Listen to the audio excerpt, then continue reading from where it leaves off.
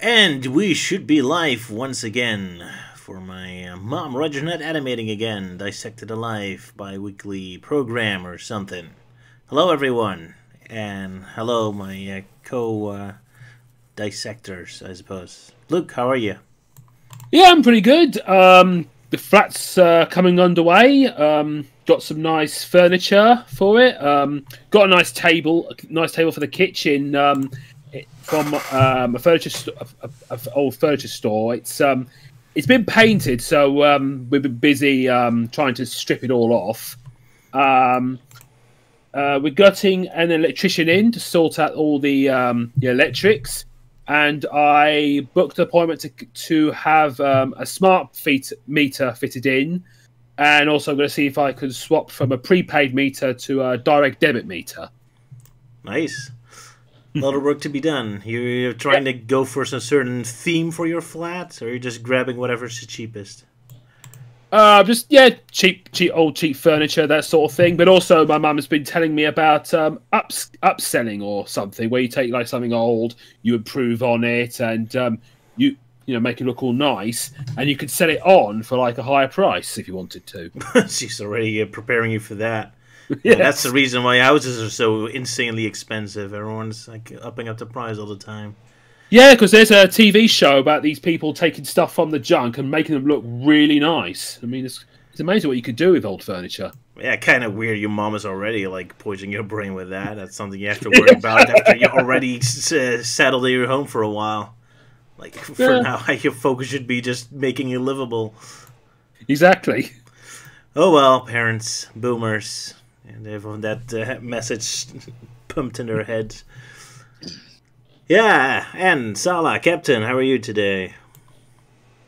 I'm doing all right. I got up a little earlier than I usually do just to make sure I absolutely had time to watch everything and read the comics before we started. Ah, sorry about that. Oh no, it's my fault for always doing it before we start rather than the day before. Well, at least you got fresh memories then. Yep, that is the benefit of this. Fair enough, yeah. A melting man. I'm only asking because I'm still kind of wasting time before we officially start, but how are you doing today? Yeah, I'm doing fine. I've just been very busy, just mostly getting used to my new full-time work schedule, doing early morning stuff. So, which means I can only go like stay up late on Friday and Saturday because now I have to go to bed early to go for the early morning stuff to get up at like 3 in the morning or so to start work at 4 and then do all this other stuff. But at least on the good side, it does give me a more consistent schedule this time, because when I was part-time with the TV station, I was usually always the standby guy. So in case like someone had like sick or was off, it's like, oh, we need you to run cameras or audio, da-da-da-da-da. But now it's like, yep, now I'm full-time cameraman, and so now it's a more Monday through Friday stuff. Yeah, I'm always surprised how early television and movie filming already goes. Oh, yeah, it can be pretty early. Well, aside from that, I've also kept myself busy with some hobbies and other things, like mostly just helping out with editing the audio for an upcoming Sonic Dissected episode. Yeah, thank you very much for that. I've been very lazy on that. Yeah. I mean, I had a feeling this particular episode, Sonic Prime Dissected, I had a feeling it would be long, but after finishing the audio, I had no idea it would end up becoming, like, almost an hour long from the final version. I had no idea either. I'm sorry. And I'm probably going to cut some of it, because I think we went on too long about some details, but I'll figure it out. Yeah, there was so much monologuing in that episode. Oh, yeah, especially with Elise going on about... Sorry, spoilers. Like Roger and Elise, there is a lot of monologuing in that original track, so there's a good chance that it might end up getting cut out of the final product, but we shall see. So much that we started rewriting the script a bit halfway through, to insert more Luke jokes in between. Yeah, that was not very well written, no. And aside from that, I also doing a bit of gaming. Like recently, I finally got my hands on a Tail Concerto. It's a very rare PS1 game. Like in terms of the US, like the Japanese version, that's like pretty cheap, like 20 bucks or so. But for the actual US version, that's really expensive. Like usually on eBay and Amazon listings, they go for like really high prices, like usually over $1,000 or so. But for this one, I got it for $400. That was sitting on a display case for a while at a used game shop that I know. So I'm like, hey, I'm full time now. I got my payday, so that's how I'm gonna spend my day, getting that rare PS1 game in the hopes of doing it for Forgotten Media one day. I love that game. It's like a Mega Man Legends furry version. Yeah. Yeah, I played a little bit of the Japanese version, and yeah, it's nice. It's definitely an interesting game where you're this police dog piloting this robot mech and going around doing stuff. Like, I only played a bit of the first level where you have to stop these cat criminals from blowing up a warehouse. It's such a weird series because it's still kind of ongoing. But yeah, but it's interesting. Only has one game every 10 years or so. It had like a DS sequel, so Rotobo, that was kind of pretty cool. And now it has a very weird tactic RPG sequel on the PlayStation 4, which didn't look very good. It's a bit of a shame they didn't continue the Mega Man Legends style thing. Because after the cancellation of Mega Man Legends 3, you can definitely use more Mega Man Legends these days, but oh well. It's a shame. Oh yeah, and speaking of gaming, rest in peace, Crash on the Run. Yeah, that Endless Runner Crash Bandicoot game for mobile phones. Yeah, that's now gone now, which is a real shame. Cause I only played a tiny bit of it because just go run, you used to build all these things up, and it takes forever. And I just gave up on it. Yeah, it does take a while to like gather up ingredients and wait for like the potions and the bazookas to finish up and whatnot. But like, I think I mostly just enjoyed it for the content because much like CTR Nitrofield, they really went all ham with the like references and content. Like, you know, you had Crash and Crash and Coco dressed up in costumes that are reminiscent to past games. Like you got the Titans form, you got the Wrath of Cortex, Twin Sanity costume for Coco, yeah, and then the others, and as well as referencing other characters like, hey, Crash is dressed up as Ripperoo, or Coco's dressed up as female Entropy from Crash 4. And then with the enemies, they definitely had some fun with that. Got the classics like Cortex, Nina, as well as some surprising ones like the Pink Elephant enemy. That was an enemy that was planned to be in Crash Twin Sanity for the Gone a Bit Coco level, but all of that was scrapped. So now they got to use it in this game. And of course, the one thing I was really hyped in seeing was Mr. Crumb and his goons. Those are definitely some of the more obscure characters, because those three only existed in like a obscure Crash Bandicoot Tiger Electronic game. So hey, now they're given new life. So it was great, but yeah, I'm gonna miss them. You just complained that Elise and me were monologuing too much, and now you're going off for minutes. Oh, the irony! The irony, indeed. Yeah, that's get rid of mobile phones. They have to put in as much stuff in there as possible. Anyway, we got a question in the comments about which animation program they're looking at now, I presume. It's Flash C is free. I actually have a newer version of Flash, but I'm still more comfortable with this one. So, hope that answered your question. Oh, speaking of games, I finally put in a pre-order for Tears of the Kingdom. Ah, the new Zelda Breath of the Wild 2 game. Yes, and the shopkeeper said that you could get a special coin with it, and I'm like, wow, a coin!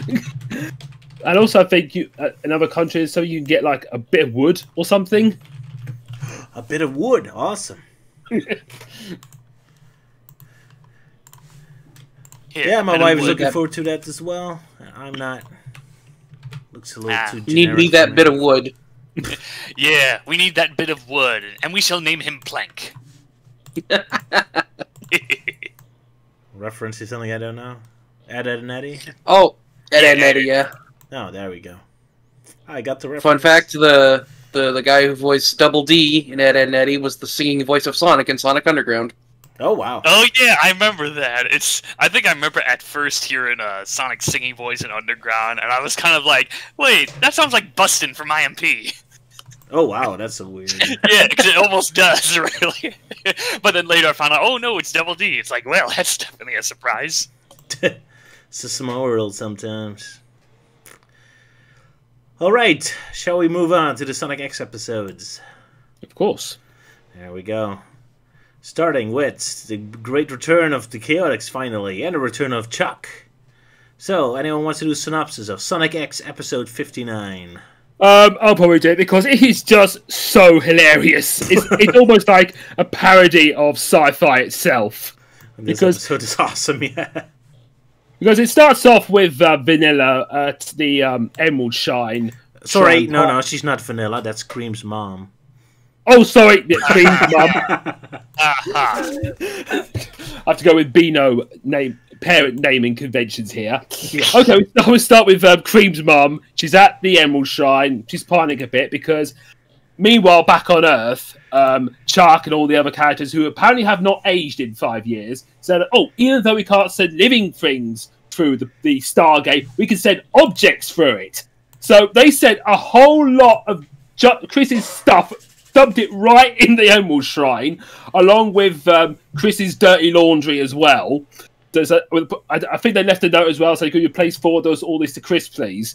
And so Vanilla, Cream's mum, decided to go to the Chaotix to see if they could deliver all of Chris's stuff to him. And they were like, "Oh, we haven't got a ship," but it's all right. They only dump a ship on there as well, like they managed to fit it through the tiny Stargate. Meanwhile, on the SS Blue Typhoon or whatever, everyone's doing a bit of R&R. Knuckles and Sonic are like playing a nice game of chess, and so Sonic's like, "Well, you're waiting to make your move. I'm gonna have a bit of a run around." So Knuckles chases Sonic around the ship trying to finish their chess game, and then Sonic accidentally falls off the ship and goes into deep space. And so Knuckles says, "I need a rope thing so I could get him." So while he's doing that, the Chaotix's house, which is on the ship, arrive into the sector. They scanned it and they're like, "Oh, there's nothing on there," and Noah suggested the idea of doing a hailing frequency to contact them, because they're probably like, "Hailing frequency? What's that? Is that something?" Actually, they did try, and the Chaotix's communications was down. They did specifically say that. Oh, right. I was wondering about that, so I thought, "Oh, must be a Meta-X. Let's blow it up! Blow it up! Blow that! Take the junk out of the sky!" says Tails. So they've the Chaotix arrives at the ship, and so each one, Vector, Charmy, and SBO decide to go on, but they keep getting thwarted and beaten up. So it's like, "Oh, okay, let's sod off then." So Tails is like, "They're on the run. I'm going to blow it up." So Tails goes after it, and thinking, "Oh wait, they're the Chaotix, aren't they?" So and then the Chaotix thinking they're still on being hunted, but later on they realised, "Oh wait, they're friends. They're okay." So they brought them back, brought all of Chris's stuff, and they all become good friends again. But then, for some reason, Vector's mind says, "Oh, we actually need to bring Cream home because Cream's mom is worried about her." So, did she actually say that? No, but she's implying she did. So Vector decides to commit child kidnapping and kidnaps Cream. But apparently Cosmo came along as well because she got a bit suspicious of what Vector's actually doing. And then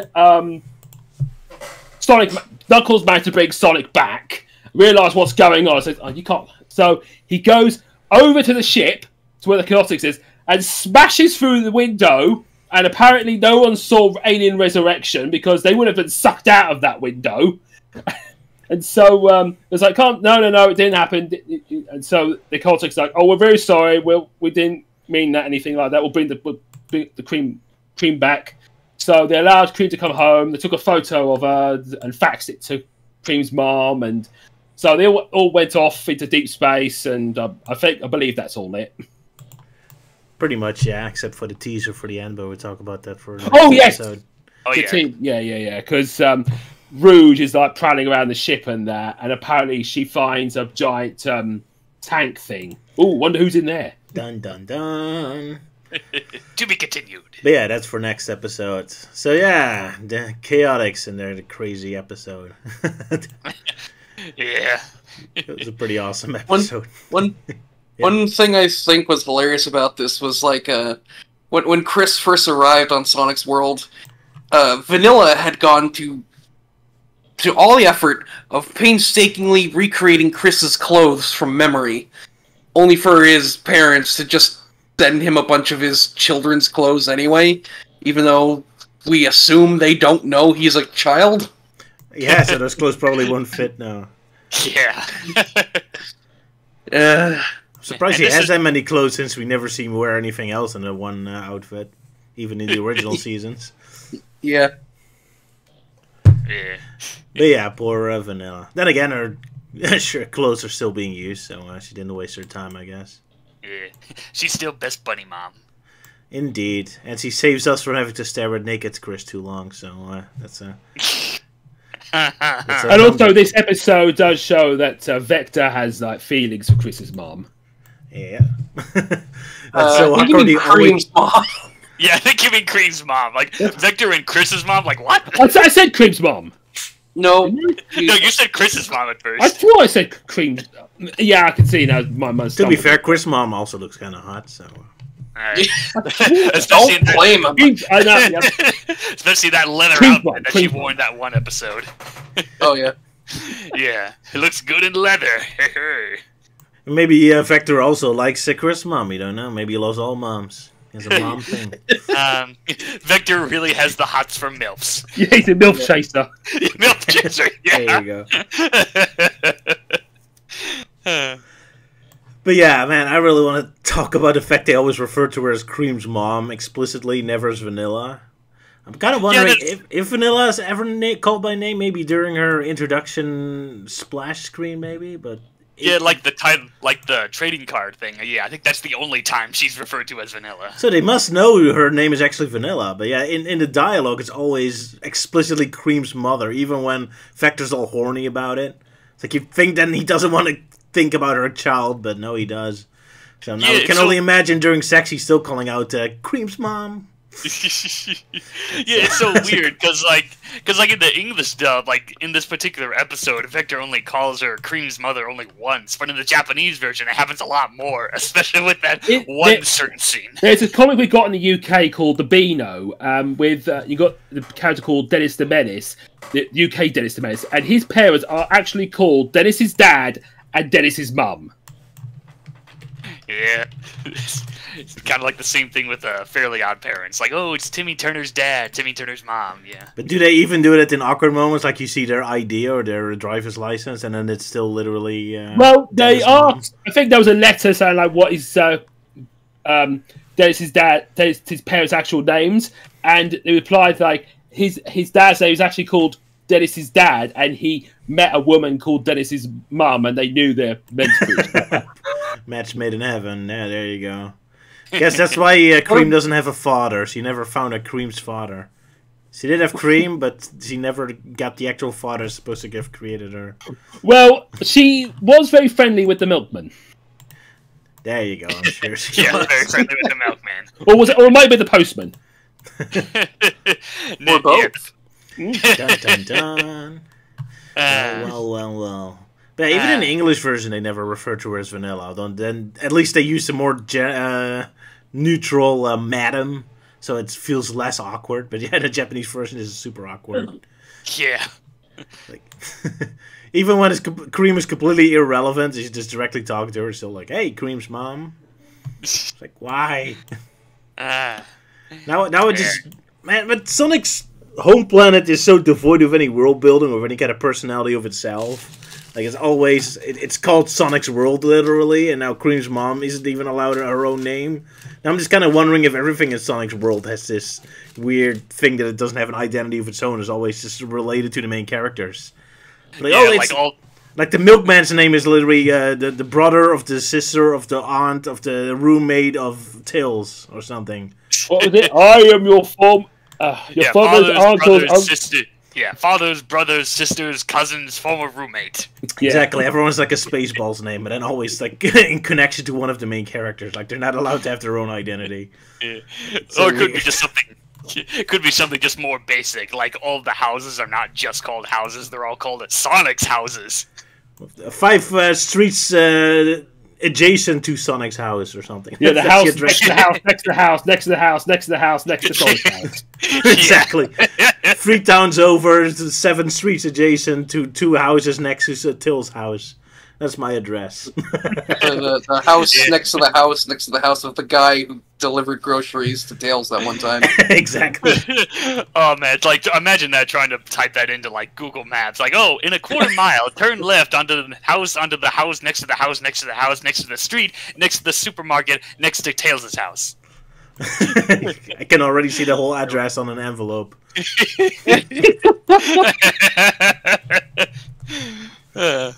Or the dog that taught the cat, that kept the mouse, that ate the corn, that lay in the house that Jack built. Yeah. Hardly Harry asks me a question. Hi, I'm new here, and I discovered your channel through Channel Awesome. Oh, right, yeah. How long does it take for you to make an animation? That's 10 minutes. The Knuckles Chaotix one I made took me about 3 weeks. So it usually takes me a bit more than a month per animation. So I hope that answers your question, Hardly Harry. Oh, I didn't know you were featured on Channel Awesome. No, I think he's talking about a video I made about Channel Awesome. Oh, all right. Oh yeah, your old I don't know if that's your old that guy with the glasses video.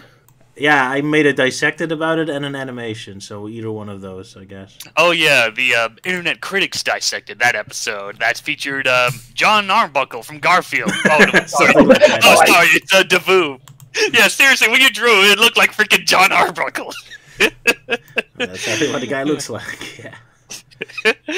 That is interesting. But yeah, I assume it was the cartoon. But yeah, back to Sonic X again. Yeah, do we want to make more jokes about Cream's mom's awkward name? Oh yeah, so like the whole scene, like, well, the bit that only happens in the Japanese version when Vector's like fantasizing Vanilla. It's like, oh, Vector, please bring my little daughter back home. And he's like, oh, mother. It's like, what? That is some very disturbing implications right there. I want to impress Creed's mom with my skills, so let Buck sit with me. There we go. There it is. I had to do it. The running gag that'll never die. Yep. Jeez. I also love all of the attempts of the Chaotix to board the ship. I'll just end with them getting the shit beat out of them. Yeah. And I especially love that because even the last episode, I was already kind of mocking how easy they see a new alien species and immediately assume it's the villain. So I was kind of surprised to kind of make fun of that. Like, oh, that was exactly what I was joking about. But yeah, Tails seems to be a bit more trigger happy than Captain Kirk, who was like, "We come in peace, shoot to kill." Yeah. Yeah, we come in peace, shoot to kill, shoot to kill, shoot to kill. What a classic song. I love it. Yeah, I think we interrupted Sala. What do you say? No, it's I think my favorite example was Espio is perfect for stealth, so he's gonna sneak on, and Amy just so happens to be painting a wall when he's walking by and gets paint on it. Yeah. Poor guy. And then he returns covered in bandages, and he's like, I am in pain. Looks like you're in paint, too! Yeah. Too obvious for a pun, yep. Poor SPO. Yeah. I love Amy's psychopathic face there. Yeah, like... They're so trigger happy in this episode. I love it. Like, again, especially because last time I made fun of how easy... They never do any effort in trying to figure out if a new alien is an enemy or not. Just, like, immediately assume the worst. So I love the fact that it actually played up for a joke in this one. I think the funniest part of that is that Charmy would have been fine if he didn't have the armor on. Yeah. He went in there prepared to get beaten up, and that caused him to get beaten up. Yeah. Thanks to Psychopathic Tales. Beat it up now! I also found hilarious that while all of this is happening, Sonic is just stranded in space. He spent the whole episode just lost in space. Yeah, like he probably sees like a statue of cars floating by. Oh yeah. That is an excellent JoJo reference, Luke. I commend you. I didn't have the idea of that maybe for the thing. You probably see Sonic in space and there's a Cars DVD floating by. Yeah, I love it. Yeah, like that's another thing. Like the whole bit where like Knuckles finally makes his move on the chessboard, and he's like, "Oh wait, Sonic, where are you?" And then he just goes out onto the ship with the freaking chessboard with the pieces. And I'm like, how are the chess pieces not floating out into space at this point? They're just glued onto that board. The rules of space doesn't apply here because there's a bit where Sonic just smashes through a window and they don't get out. Yeah, I think what's going on there is I think there wasn't oxygen in their house to begin with. Because Chris is the only one who needs oxygen. So yeah, like everyone else can breathe in space apparently. Yeah. Or who needs air? Oh wait, that's not true. Sonic doesn't need air. Yeah, this show does not care about space physics at all. No. Yeah, you can. The reason he can breathe in space is because there's no water. Oh, there you go. It's just the water that's the problem. Yeah. So, but yeah, there's only one thing about space to do right, and that's that Sonic can't swim in it. But that's pretty much the only thing. Everything else is out of the window. It's just air. Yeah. So, Amy, right, the rope. Like the entire time Sonic is out floating in space, Knuckles has like a rope, and he's like going out to him, and he apparently gets to him just when he's about to run out of rope. Which, yeah, lucky. It's absolutely hilarious because like they even mention like, why didn't you just tell us Sonic was floating away? We could have turned around and picked him up. Yeah. Oh well, I'll always do it awkwardly. But yeah, especially since Sonic doesn't need air, it would have been funny if Knuckles never caught up with him. That he just kept floating for all eternity until he finally landed on the planet. Eventually, Sonic stopped thinking. Because I'm not even sure he needs food that badly. Would it be wonderfully ironic if he's stuck in space for like several years and just to land on a planet that's just water and then he drowns there? I can imagine that the rope is so long that Knuckles somehow ended up on the Meta X homeworld. Oh, yeah. That would have been interesting, yeah. Yeah. I know, they're just stranded out into space, so at least Knuckles gets to live his lifelong dream of being Buzz Lightyear. And of course, you have to keep in mind, space rockets aren't just still in space, they keep moving. And this is a space rocket meant to fly from planet to planet. So in order to get that distance done, it has to be super fast. So Sonic must have been like miles away from the space rocket by the time Knuckles finally caught up with it. Sorry, miles? Yeah. Millions of miles. I also just remembered something, is that the Chaotix managed to catch up with the Blue Typhoon really quickly. Yeah. Yeah. That's a good cheat. They must have been on like warp 12 or something. Yeah, I guess that was because, yeah, the whole deal with the rocket. It's like, oh, we gotta deliver all these things into space. Well, that's the problem. They're in space and we don't have a spaceship. And then, oh, conveniently a spaceship from Chris's world just drops by. So they use that, and apparently they duct tape their own house to it for some reason just to chase after them. The first time I watched, I wasn't even sure where the spaceship came from. Only when I watched it again in English, it was clear that it came from Chuck. But the first time it was so random to me, like all of a sudden the space rocket falls out of nowhere. I was like, what the heck? It's raining spaceships! I was surprised they managed to fit it through that Stargate. Yeah. Oh, yeah. Very impressive, yeah. Although, yeah, I do love that you really think that Chris requires a spaceship or whatever he is. It's like, he's probably going to space. Why not? Oh, and I see you've got screenshots of Charmy crying. Oh, yeah, that whole scene was so weird. It's like, oh, like, Victor hits himself on the head with the phone. He starts laughing. It's like, hey, what are you laughing at? And then Charmy immediately starts crying. And Victor's like, oh, stop your crying. It's like, wah! Okay. Yeah, I love Charmy in this one. In the video games, I always found him annoying, but he's awesome. Man, these episodes really remind me how much lost potential the Chaotix have. Another Sorry, just a character where you really see them. Sorry, Luke, go ahead. I was saying that I think Cho was asking where Espio is, and Bear's like, oh, he's over there in the corner. Yeah, it's just training. Oh, he's right up there. I'm surprised he wasn't under a faucet or something and to act like it's a waterfall or something. Yeah, that kind of. I did notice that. I did notice in the scene that they actually, 4Kids actually removed a joke for once. Usually they're adding jokes. Oh yeah. But like when they go to wake up Espio, they sprinkle him with pepper, so he sneezes and wakes up. In the Japanese version, he says, "I'm not a steak." But in the English version, he just says, "Get an alarm clock." Yeah, can't you get an alarm clock? Yeah, I that's thought kind it of was like their version of like a pepper spray. yeah, you know. Yeah, that old pepper grinder, yeah. But yeah, Chaotix, they're fun. Yeah, this is definitely the episode that kind of shows off, yeah, in the Sonic X universe, the Chaotix are more of the comic relief characters.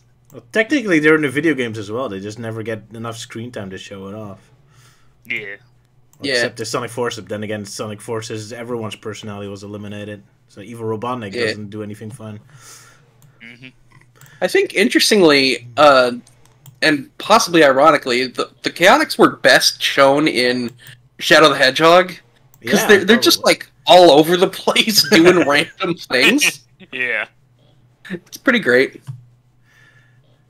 Yeah, they really, they never really got a lot of respect in the games. It's a shame. Oh, yeah. Well. At least we have the comics. There you go. Yeah. Yeah, cause like, well, I know with Archie Sonic, they definitely had some fun with Espio, with his certain history with a ninja clan, and same with Charmy with his rather tragic backstory in Archie Sonic's timeline. But yeah, in IDW Sonic, it's a little more streamlined to game characters, but more active game characters. Fair enough, yeah. And of course, we're going to see the Chaotix later in Fleetway make their first appearance. Unfortunately, just in a cameo, but and Archie going to take a little longer. Of course. But yeah, we're still with Sonic X for now, so yeah, what else, man? This episode was packed with stuff, so I just love the quick changes and stuff. Like one moment Chris is enjoying his cake, and the next moment, hey, the Chaotix are fleeing. Like, let's kill them, rah! God, I love how quickly this... I did find it hilarious that when Vector was like, "Oh, I'm going to kidnap the Cream," and Charmy is just like dancing and singing. Oh yeah, that little dance that he does. It's like, yeah, Vector's gone cuckoo. Here it is, round one. That kind of thing. I support Vector's kidnapping scheme. It was kind of weird how far Charmy and Espio were along with Vector, because both of them knew that Vector was crazy and doing something stupid. Yet, especially in the Japanese version, they go along with it enough that they even want to fight Sonic at the end. I mean, in the American version, 4Kids kind of removed that, so there was kind of more ambitious how far they were going along with Vector. But in the Japanese version, they're like, oh yeah, Vector's gone completely crazy. Yeah, let's go along with it. I guess it's just really, really loyal. How heartwarming, I guess. Yeah. And then there's also another interesting, weird joke change that they did between the versions. Like the whole bit where Vector captures Cream is like, "Oh well, we gotta go now," and Amy's like, "Wait, why don't you like stay along and help us out?" And Espio's like, we will fight for you in spirit." Well, that's not gonna help much. Which is kind of funny in the Japanese version. They're like, "All right, we gotta go." It's like, "Oh, you sure? I can make the cake this time." And Espio's like, "Well, actually, we gotta go. I'll beat you up for saying that." It's like, what? It's a weird moment there, yeah. Yep. I guess I'd prefer the 4Kids joke there. Yeah, the 4Kids one's funny, yeah. Amy, such a psychopath in the show. Yeah. Then again, I do like the whole like crazy fantasizing that Vector does. That's only in the Japanese version. You know, so it's like, oh, Vector, you're my only hope to save my daughter. That kind of deal. His face expression is awesome. Yeah. And the face expression of all characters are awesome in this episode. I have so many screenshots I love here. Yeah, here Vector with his big open eyes, like, oh. Oh, Vanilla! I mean, Cream's mom, oh.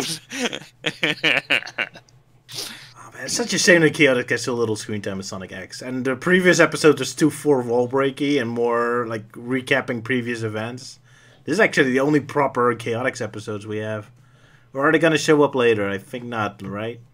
I think they will show up in a few more episodes. But I can't really? remember. Oh, that's cool. I do love that it's...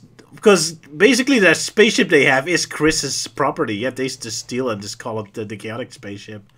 It's like, they don't care. They never gave the ship back, even though it's also technically Chris's. It's like, nope, that's our payment. We have our own spaceship. Chris said, spoiled little kid has enough spaceships on his own. Yeah, it's time to expand our detective agency through the galaxy. Yeah. Well, yeah. I'm going to the one place that is not corrupted by capitalism. Space! Space! Good old Chris. Curry. But yes, we have not seen the last of the Chaotix. Just to let you know. Okay, that's good to know. I was worried it was going to be the only episode. Because they do live at the end, but yeah. Face expressions I'm looking for. Which was fun? Chris has a lot of derpy ones even. This one is awesome. Oh yeah, because I think it was one like where Tails and Chris both have very shocked faces when they found out that Sonic's lost in space. Oh yeah, I think that's the moment. Yeah. Yeah, it's like, why didn't you tell us? We could have gone there with the blue typhoon. Yeah.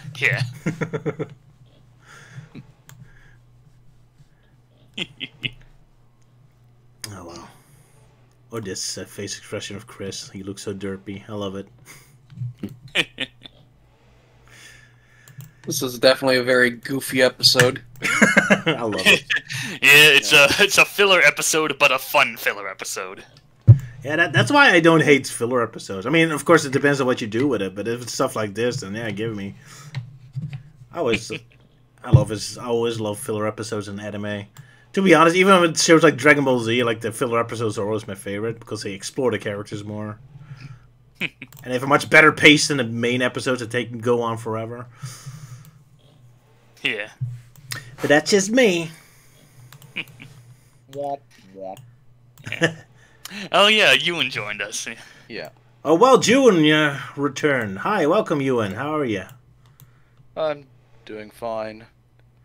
Like, mother's fine though. Yeah, That's you good. were going to the hospital with your mom, just to give context to our listeners. Yeah. Is she alright? Yeah, she's fine. Just...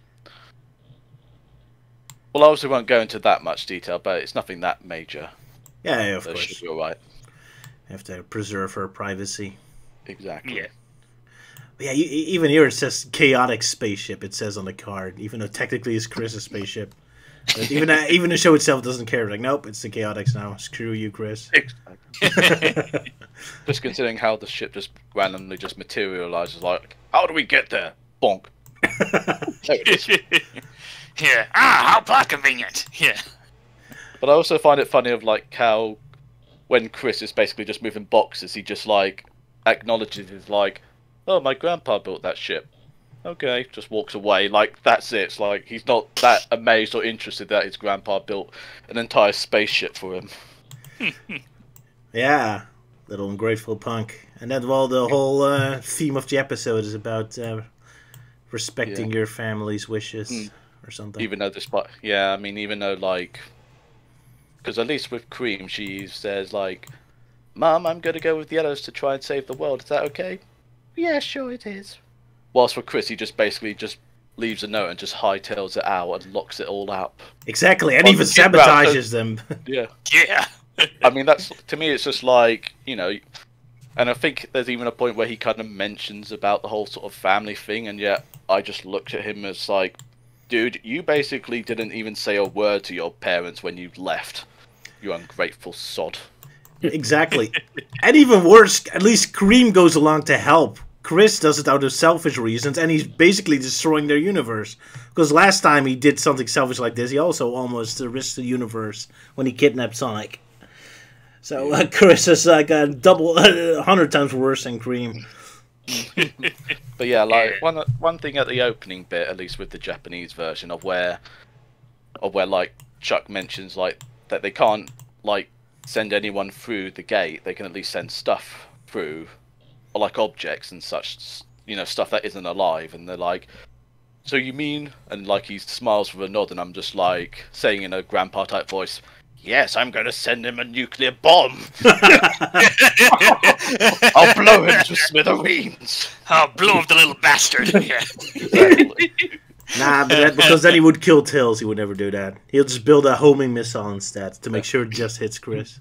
Nah, Also, I the think one you thing said- I've just noticed is, how does Chuck know that Chris is in space?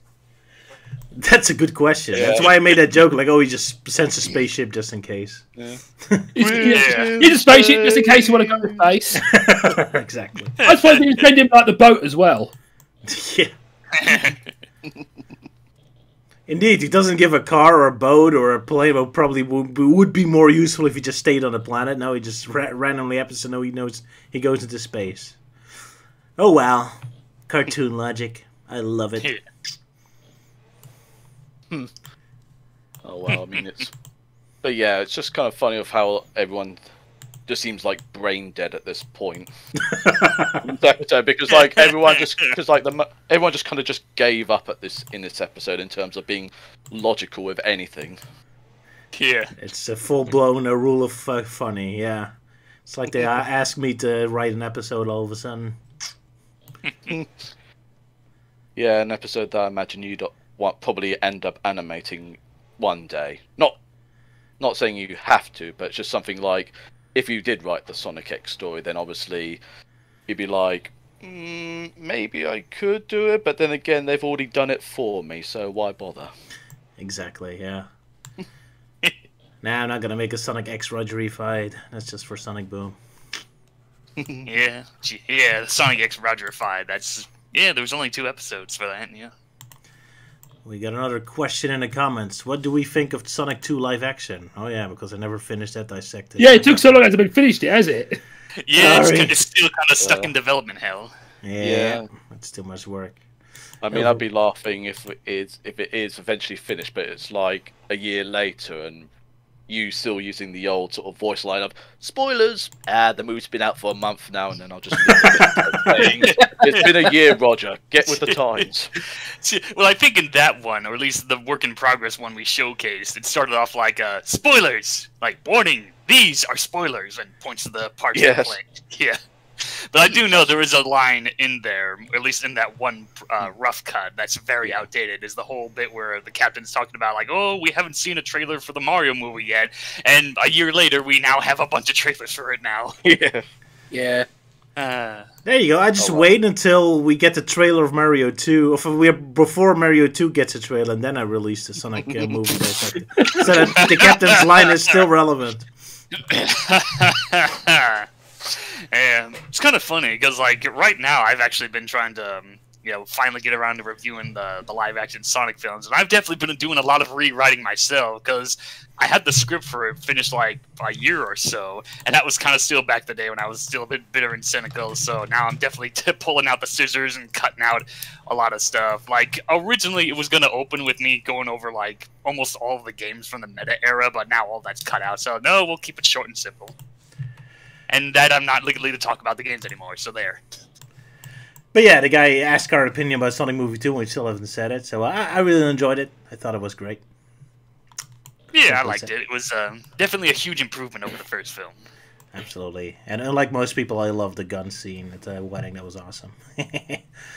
That's really cool. I liked it too. I thought it was a lot more faithful to the game. I thought this is the Sonic movie we should have gotten in 2020, and I loved all the references. I thought Jim Carrey was great as Robotnik, and I liked the dynamic with Tails, Knuckles, and Sonic.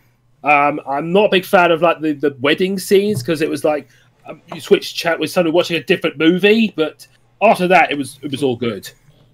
Yeah, like the whole wedding scene being like, someone just changing the channel. It's like, oi, put it back. I was watching that. Wait, I was still watching a Sonic movie. Yeah. But yeah, I fear the Mario movie is gonna wash this movie away. It seems to be doing things even better. Poor Sonic, you found out a good movie. Now Mario is coming to take your crown. Unless Paramount like silent drops the Knuckles series on Paramount Plus, then it'll get. Yeah, I keep forgetting about that. We should hear news this year. We'll see. Yeah, hopefully, because it's kind of been stuck in that same category like Sonic Origins and Prime was for a while. Like, it's announced and then nothing. So what, is it canceled? Is it still being worked on? Was it a hoax? I don't know.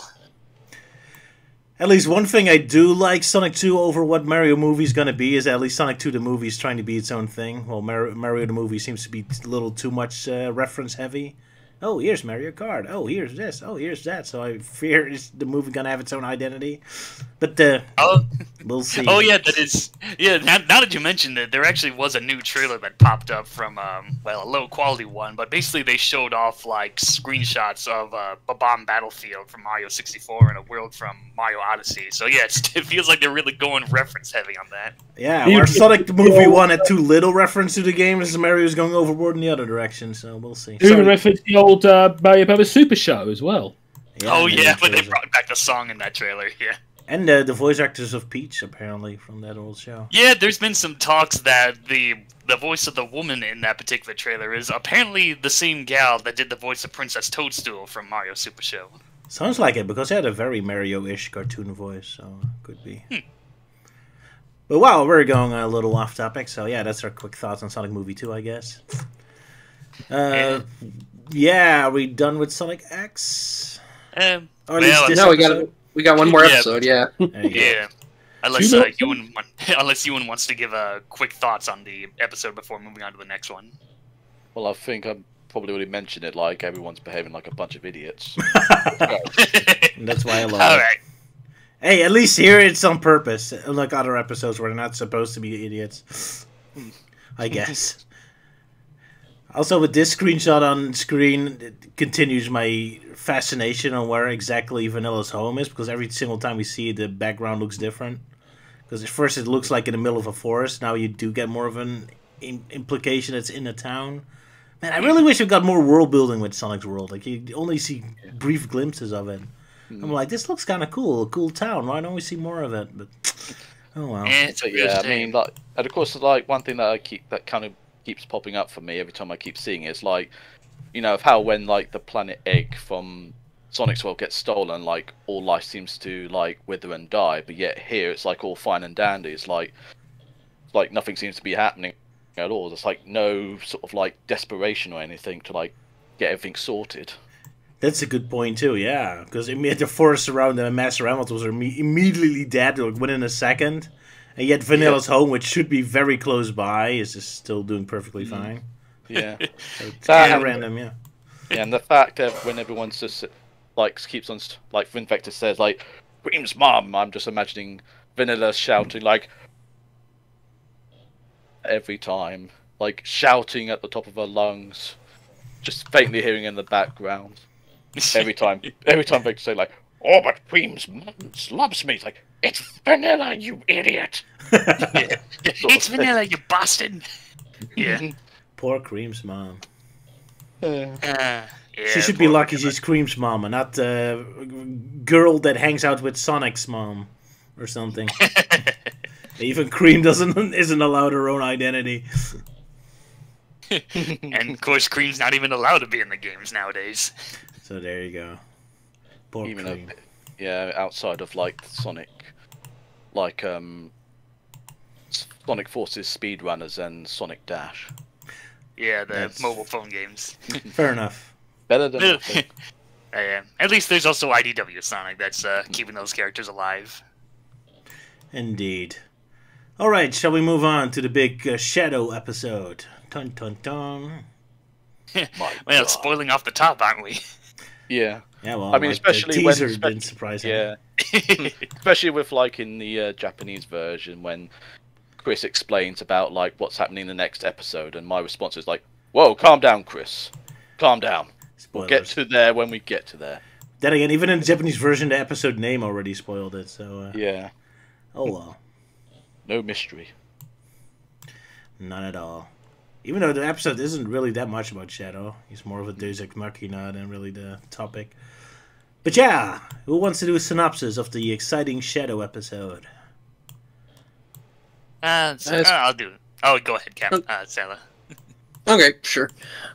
So, episode starts with Chris having a dream about Shadow, because, you know, Chris wasn't creepy enough.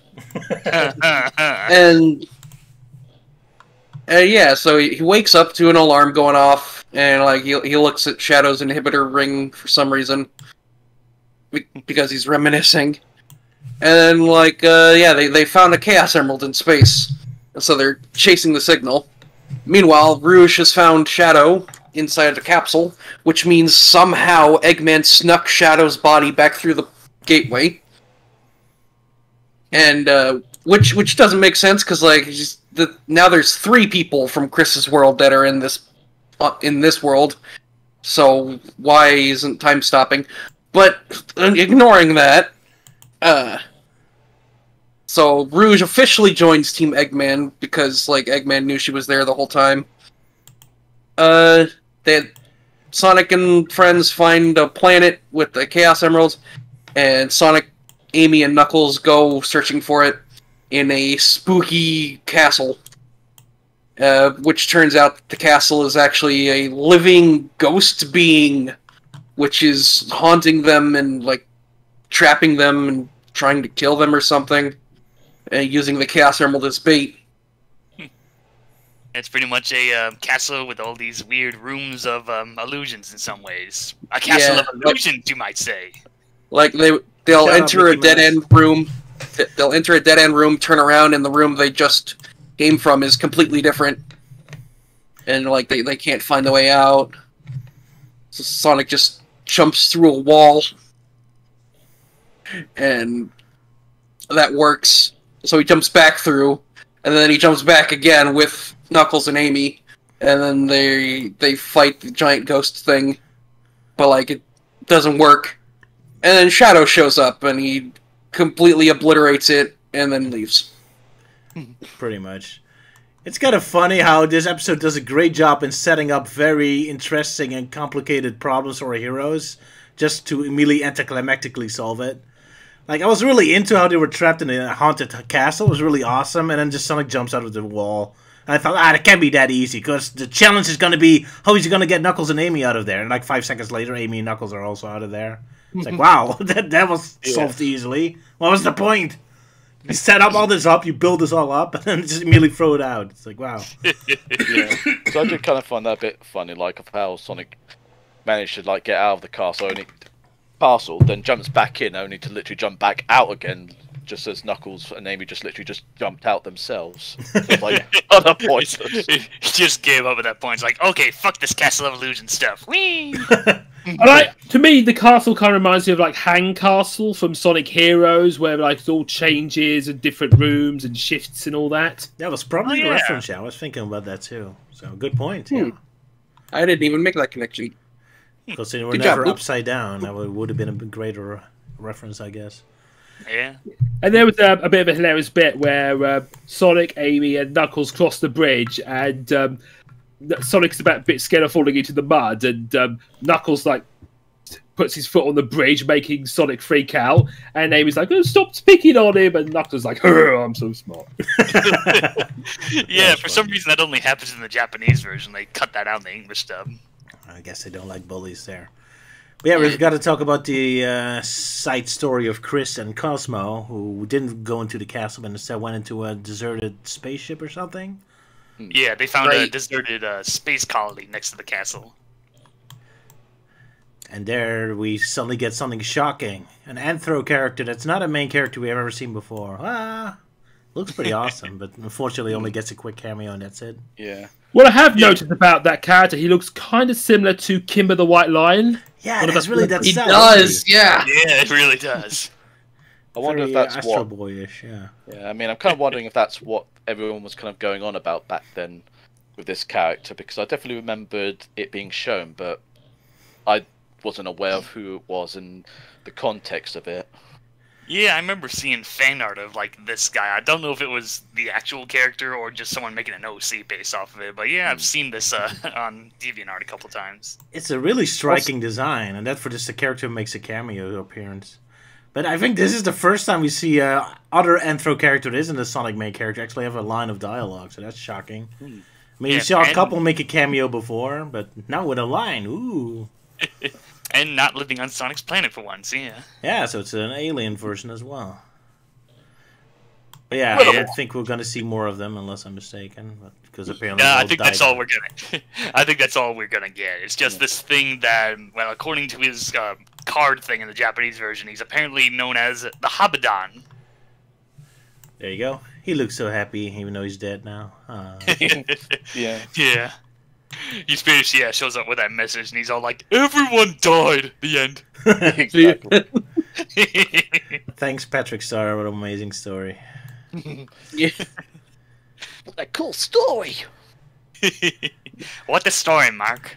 Speaking of those cards, I also found it interesting. This is the first time they actually tried to preserve a spoiler. Because I remember in other episodes that those preview cards always spoiled what was coming ahead. This is the first time I actually showed just a question mark, so I found that noticeable. Either that or just like the fact the actual villain is basically a floating question mark. That would be interesting, yeah, that's a good point. That reminds me of the weird new Detective Conan movie spin-off comedy they do, where they actually use the design what they usually use to, like, if a criminal did something and have to show who the criminal was, they always use like a stand-in, not to spoil who the actual criminal is. No, Yeah, they actually use that use stand-in the- character. The villain pretty much doesn't have like some kind of a physical form. It's more like a non-tangible mass of floating metal or something. It's just a detailless silhouette is what it is. Yeah. And I remember that they like made a joke about that in an episode of Gintama, where that thing became a character. And now they actually make a whole series about it, or a movie. I'm not sure what it was. How meta. Gotta love it. That's a shame. If I was going to do a Detective Conan parody cartoon, I would have used that joke. Now I can't anymore. I have plenty of other jokes left. But enough about Detective Conan. Yeah. To Sonic X. So, in this episode, like, there's obviously because Sonic, Tails, and Knuckles are spending a lot of time together. Obviously, we're getting a lot of Sonic or Amy crushing over Sonic, but weirdly enough, it's a lot less in the English dub. Yeah. So- The English dub has already kind of slowed down on that. I noticed that before in Season 1, too. I guess they just found it too annoying. I was laughing when Amy's first comment about the haunted house is just like, oh, I can live with Sonic here. It's like, oh, that was your plan, just to live on an alien planet? That's your first thought about walking to a castle? Like, I want to make this house. This is my house now. That's great. Yoink! Well, I shall be the queen. The queen of nothing. But yeah, it is indeed very noticeable. The 4Kids kind of tones down Amy and makes her more of a neutral female. I think it's good because she's taking the mission more seriously in the dub. Yeah, Sonic X takes it a little too far. Although, yeah, they go for the comedy, I guess. But it's more annoying than funny most of the time. Yeah.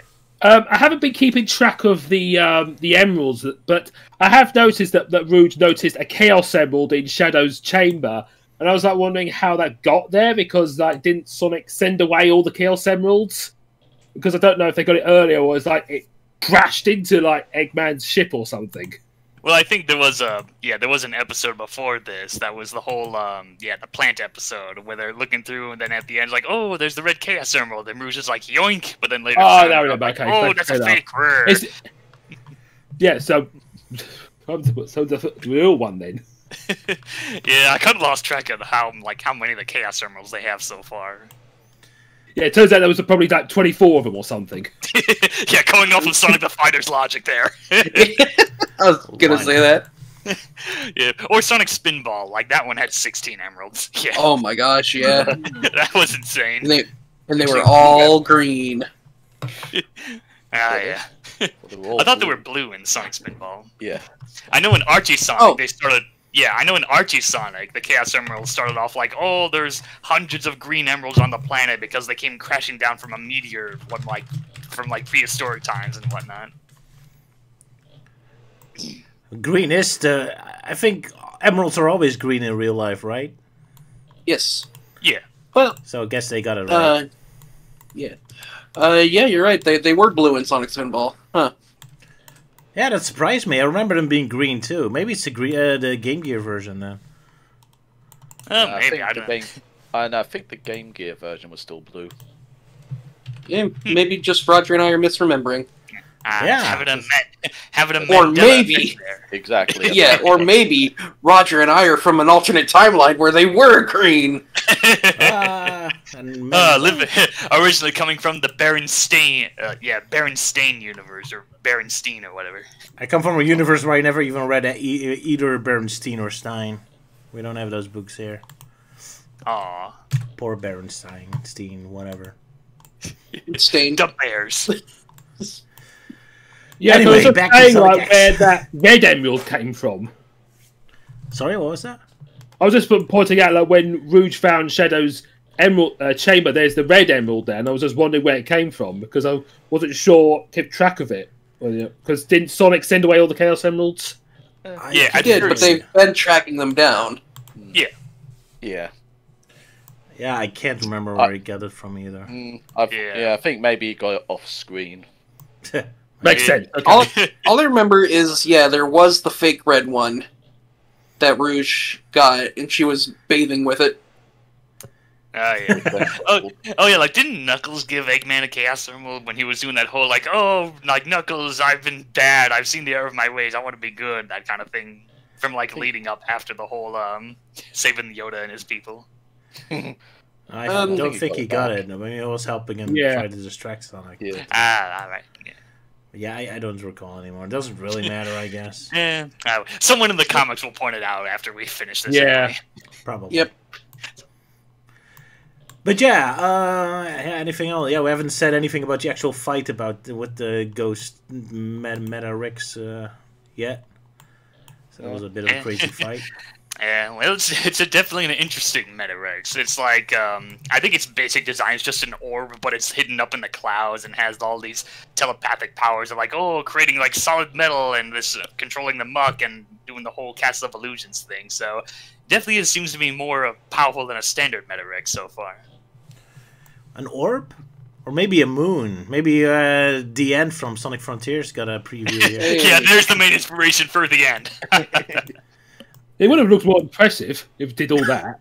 Exactly. Like a scary mouth just talking that. Yeah. Was it even a Metarex? I was just assuming it was a ghost.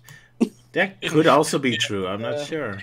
I mean, the lion dude. Space ghost. Either that or just made up a lot of tiny little bits of metal, which the only thing I can think of relating to that is like that transformium metal from the Age of Extinction, where it basically changes like into millions of little pieces just to form a new object. So maybe something along those lines, maybe. Yeah, maybe. I do know the lion dude mentioned about the Metarex invading the planet and taking it over and killing everyone. So I guess one just stayed behind there. But didn't they have like a planet egg again from this guy? Or do I misremember? I don't think we even see a planet egg in this one. Like, after they defeat it, the clouds just pass by and we see the moon and that's it. Never mind then. Anyway, I was kind of surprised they yet again like try to have like a gameplay element from Sonic Adventure actually represented in animation. Where now we get an animation representation of the ring dash, the light dash. Oh yeah, the light dash, yeah. That's also weird to see. Especially when it's how it's named differently in the different versions. Like, trying to remember. Yeah, the English version is called the Ring Tunnel, but in the Japanese version it's called the Ring Road. It's so weird. It's only because I recognize it from a video game gameplay element. Otherwise, I would be so confused. Why do you need rings to send Sonic somewhere?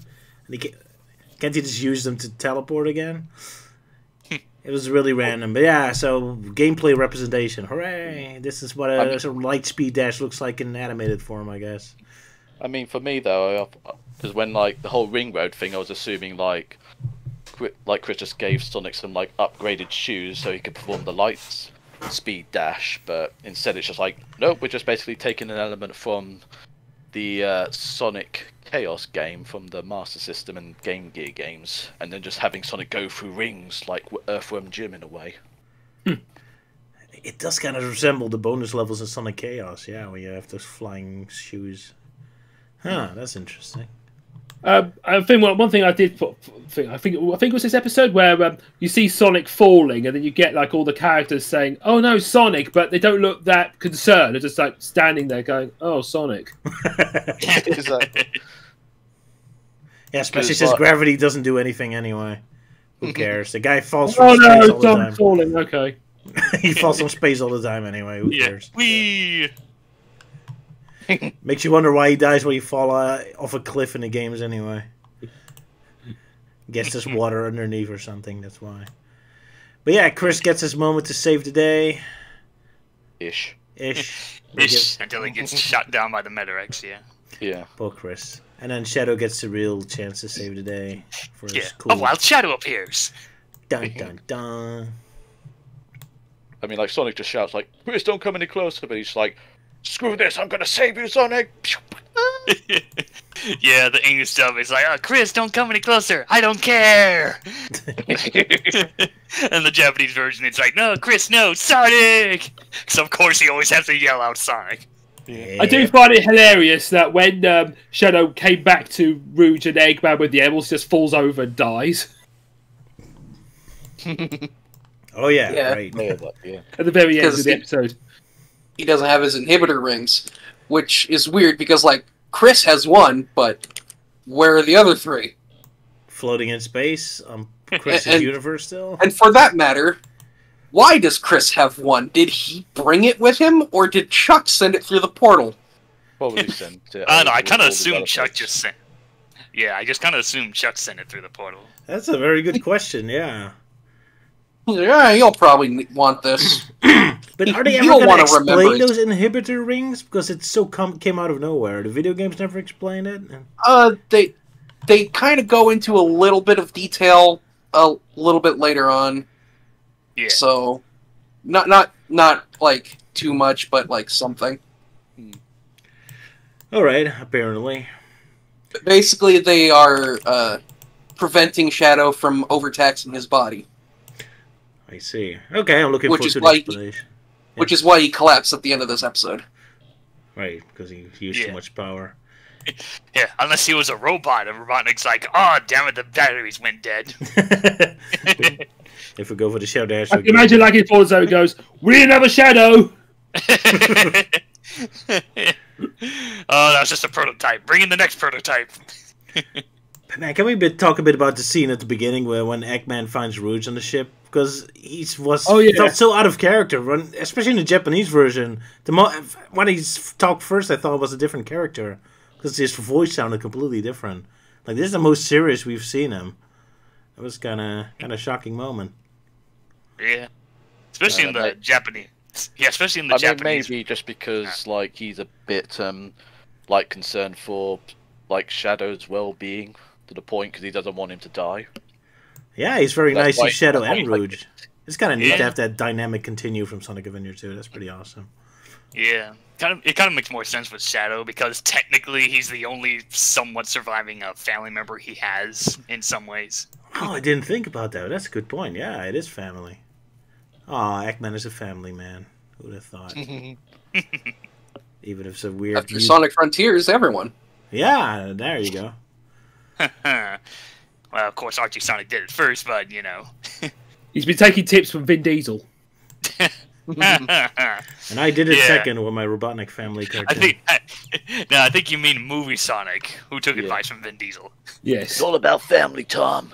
There you go. But here Robotnik takes that advice. But yeah, cool moment. Weird to see Robotnik that serious. But yeah, I guess he takes family really seriously, so that's nice. Hmm. Yeah, that was nice.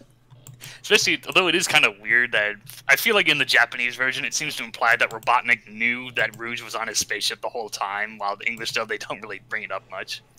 No.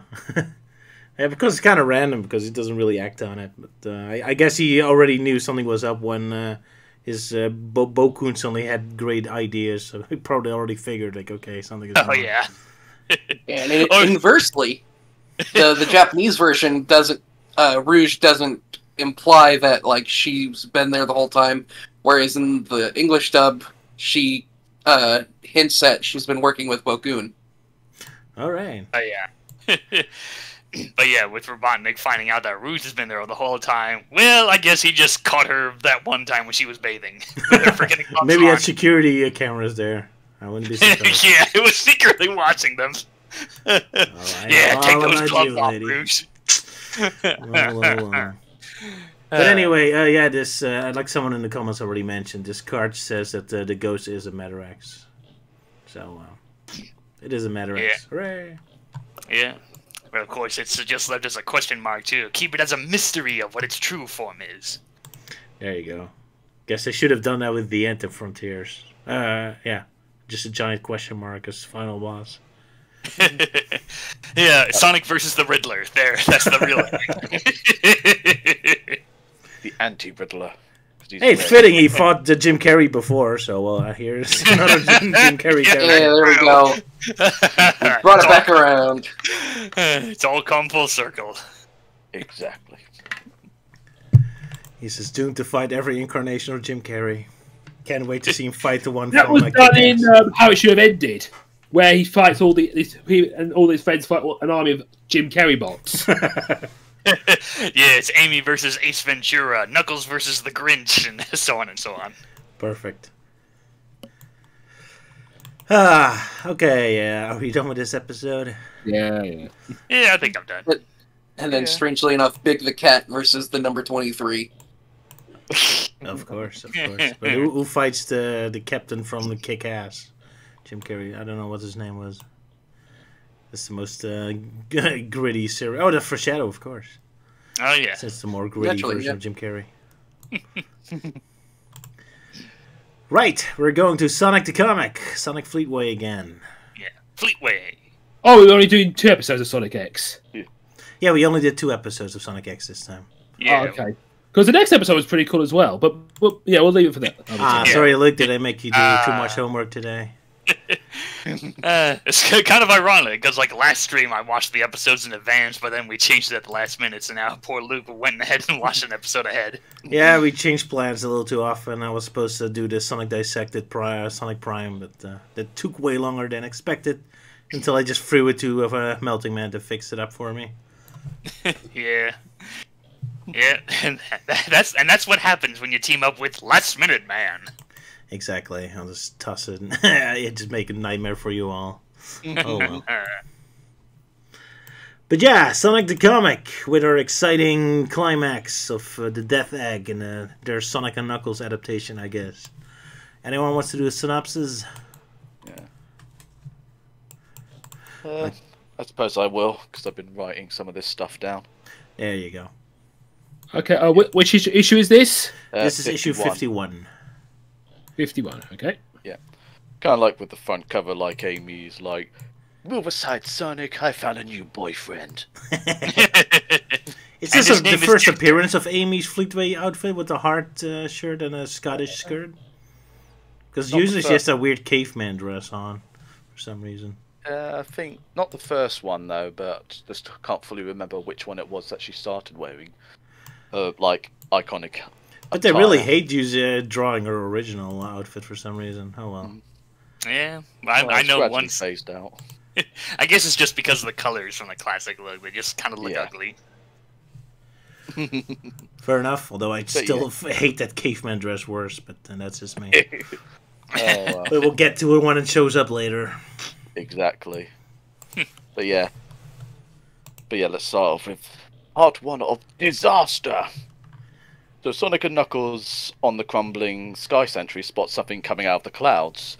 But it ain't the hand of God pointing a gun at Sonic, but instead the Death Egg, as Robotnik was successful in launching it with the Master Emerald. Robotnik piloting the Death Egg is gloating that without the Master Emerald, the floating island will crash into Mobius, all the while looking forward to destroying Emerald Hill Zone, but then notices Sonic and Knuckles on the ever-shrinking Sky Sanctuary as they climb up the spiral pillar, just like in the game, where Knuckles, with Sonic on his back, glide off, as Robotnik launches a squad of egg robots to finish them off. But Sonic uses his homing spin attack, which apparently shouldn't be coming into play until Sonic Adventures, but still. Yeah, they predicted that. Yeah.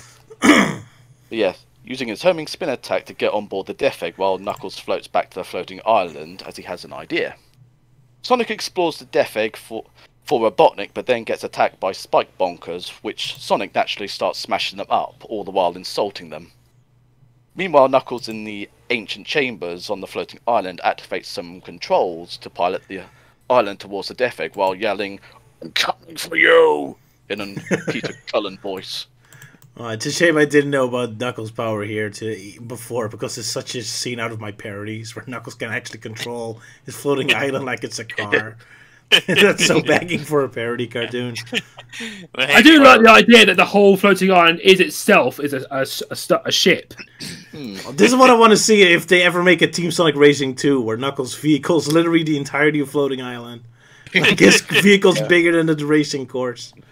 And him just imagining like a big steering wheel, like an ancient one, and the fact like he's got like a button that's supposed to honk the island goes.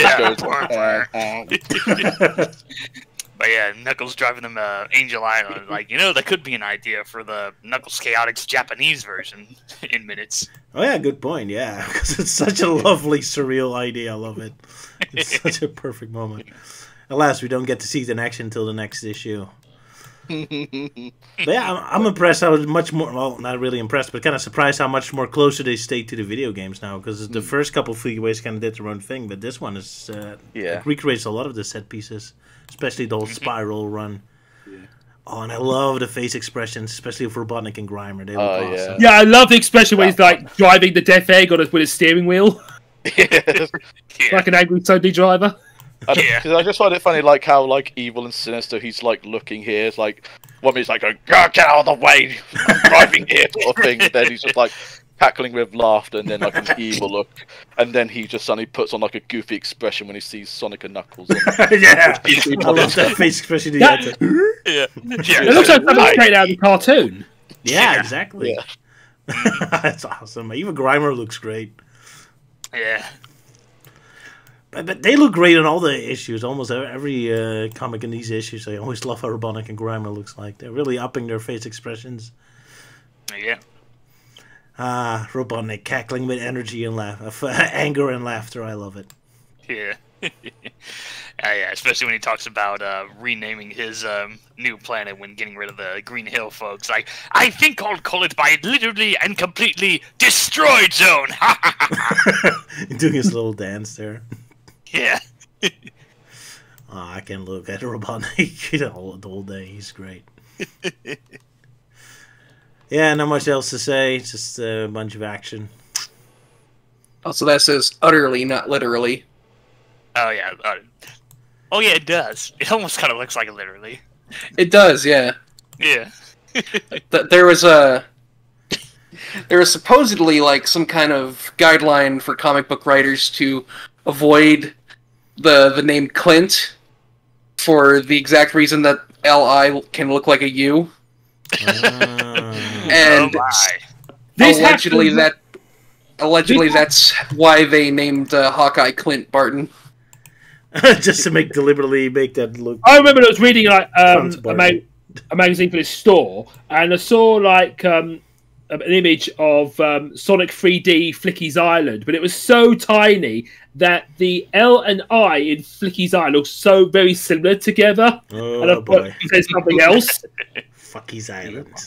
Ooh, Sonic. Oh, dear. What are you doing there, buddy? Well, he just needs some, relieve some stress from all that adventuring. I guess so. I thought the only female showing up. Oh, yeah, sorry. I thought it was pronounced like Fuckles Island. Fuckles Island. It's Knuckles' long lost brother, Fuckles. He gets around. Holy Fuckles, it's Knuckles.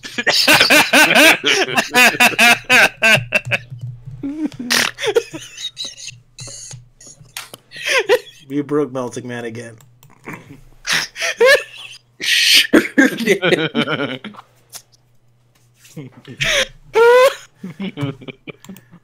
Yeah, I think you really broke him this time. It's always the naughty jokes, huh?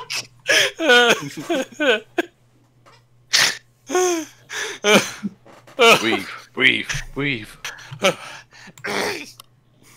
Okay, I'm fine.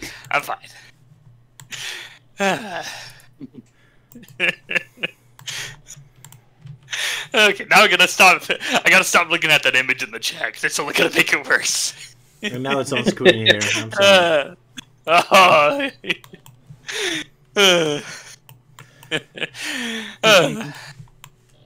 Yeah, but kind of funny of how, like, in that panels, of how Sonic is basically just riding Knuckles like that, just like holding on to his like quills, and it's just being like, almost like he's trying to steer him in a way. It's like, go this way. Yeah, it looks like he's trying to steer him. It's a sequel to Ratatouille, except now Knuckles is the one in the kitchen. Oh yeah. Sonic's found the source of his power. Yeah.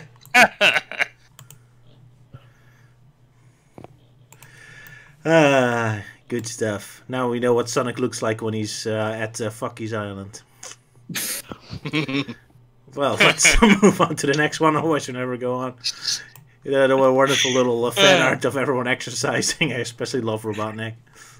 Oh yeah, it was really those to be... Yeah, I just wanted to show show that off. It was fun. And of course, recycling some of the artwork of where the Death Egg basically just about blows up Tails. There's the kid obviously just trace that. Oh yeah, it does look similar. How dare they trace it? I never do that. I don't know. I'm just as guilty. But then again, I was about, how old was I back then when this issue was released? Sec. 1994.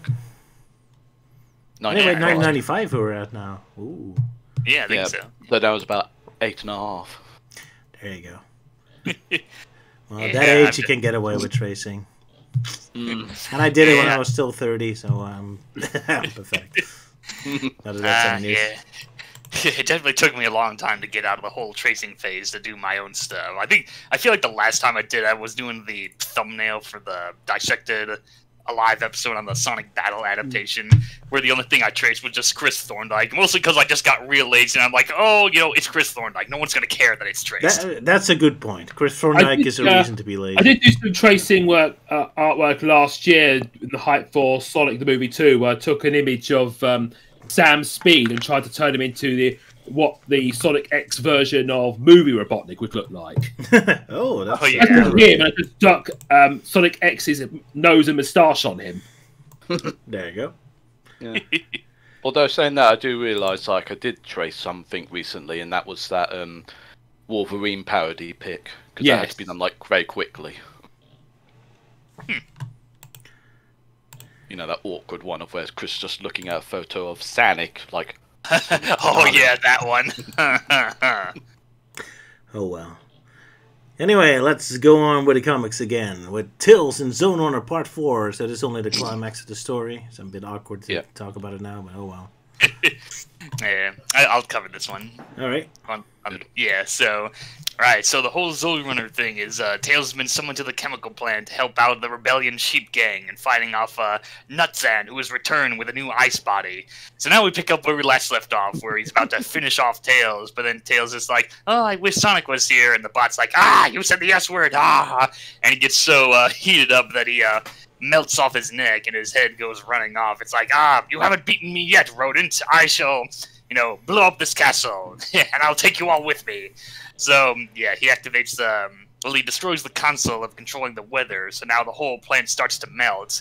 And, they're trying to save themselves, like, no, we gotta fix this thing. If only we had some kind of device. And Tails like, oh, what about this thing? And pulls out his little handheld device that he's had. It's like, okay, it just might work. So they managed to tinker around with it. It's like, all right, we've stopped the whole thing from collapsing, and now we've survived. Yay, Nutsan's defeated. So, all days saved, and Tails is like, thanks, guys. Make sure to keep my coat ready. So, of course, he's heading off back to rest up now that he's had a long day in helping out the rebellion. But then in comes Sonic and Abe. He's like, hey, Pixel Brain, we've got work to do. And no rest for the weary. Nope. Yeah. I love how they all praise the Tails for saving the day, even though he didn't really do anything. Yeah. Other than having a computer on him, I guess. But hey, now we know why Tails was cowering and saying, Sonic, help me, when Kale-Zero attacked him. He was trying to recreate this comic, I guess. Kale-Zero would also melt away. I really like the design of Nuts and Bolt, because he looked like this terrifying ice creature with a robot head threatening Tails. With an ice knife. I'm just gonna have to say this though, when Melty started talking and he just said nutsack. It really sounded like he said nutsack. Yeah, it does whenever you try and say it. Yeah. Oh well. Yeah, can we just call it Bob? There we go, Bob. Well, don't worry, he's never coming back. Oh, this is his last story? Because it's so weird because it didn't really show him being defeated. I mean, I guess he's melting away in the water, so I guess he's dead now. It's like, you're too late. Yeah. So I guess that's his final fate. He melted away in the chemical... his final words being... Yeah, gurgle, gurgle, yeah. Alright, rest in pieces, nutsack. Bob. Yeah, Bob. Nutsack Bob the nutsack. You looked awesome as an ice creature. Although I also love how he looks like when he just has wheels under his skull. That's kind of funny, too. Yeah. To the nutmobile. I'll miss him. Well, at least he has some backup plans. Yeah. In case he loses his head. Yeah. Ha ha. Indeed. You could say nuts and bolts. Yeah. Because he bolted away. Oh, Yeah. There we go. Insert cricket noise. It's all about the puns with this guy. Yeah. Absolutely. Yeah, not much else to say other than here's Amy in her weird caveman Yeah, the thing that you grumbled about. Yeah. It's like, oh god, I hate her wearing that caveman outfit. It's like, hold on a second. And there we go. It's there just to spite you. I'm the fashion police. Yes. Well, you could just simply blame the artist that drew the comic. I guess. Although I do love the outfits of the others. Still looks great as Indiana Jones Blade Runner leather jacket. Yeah. Mm-hmm. And Of the course fact, like, sheep his look pretty head... cool. Just kind of funny just seeing his head in the Don't Run in the Big Freeze sort of bit at the top. It's not like a cool image, it's just him wearing shades going like, what am I doing here? Exactly. Oh well. Yeah, I guess we'll move on again. Mm-hmm. Let's see. Yeah, Earthworm Jim, they gave some advice. Oh yeah, this one. Again, I love the face expression of Robotnik and Grimer. But yeah, face from the past! Classic Sonic shows up. And that is Classic Sonic from Classic Sonic. From before he turned blue. Dun dun dun. Classic squared. My god. Exactly. Anyone wants to do a synopsis, or is it my turn? You can do it. Alrighty. Anyway, yeah, so Robotnik and Grimer introduces Robotnik to his lab because he has his new invention, which is not an invention, it's just an old character again, but we'll see later. Anyway, yeah, Sonic's old version shows up, and he's gonna show up with the Sonic and friends, try to get into that group. So we go to Jungle Zone. I think this is the first time the Game Gear games get referenced, or not. Must be a coincidence. And we get a scene that kind of resembles Robin Hood a little bit, where they attack like a weird jail cell on a car, I guess.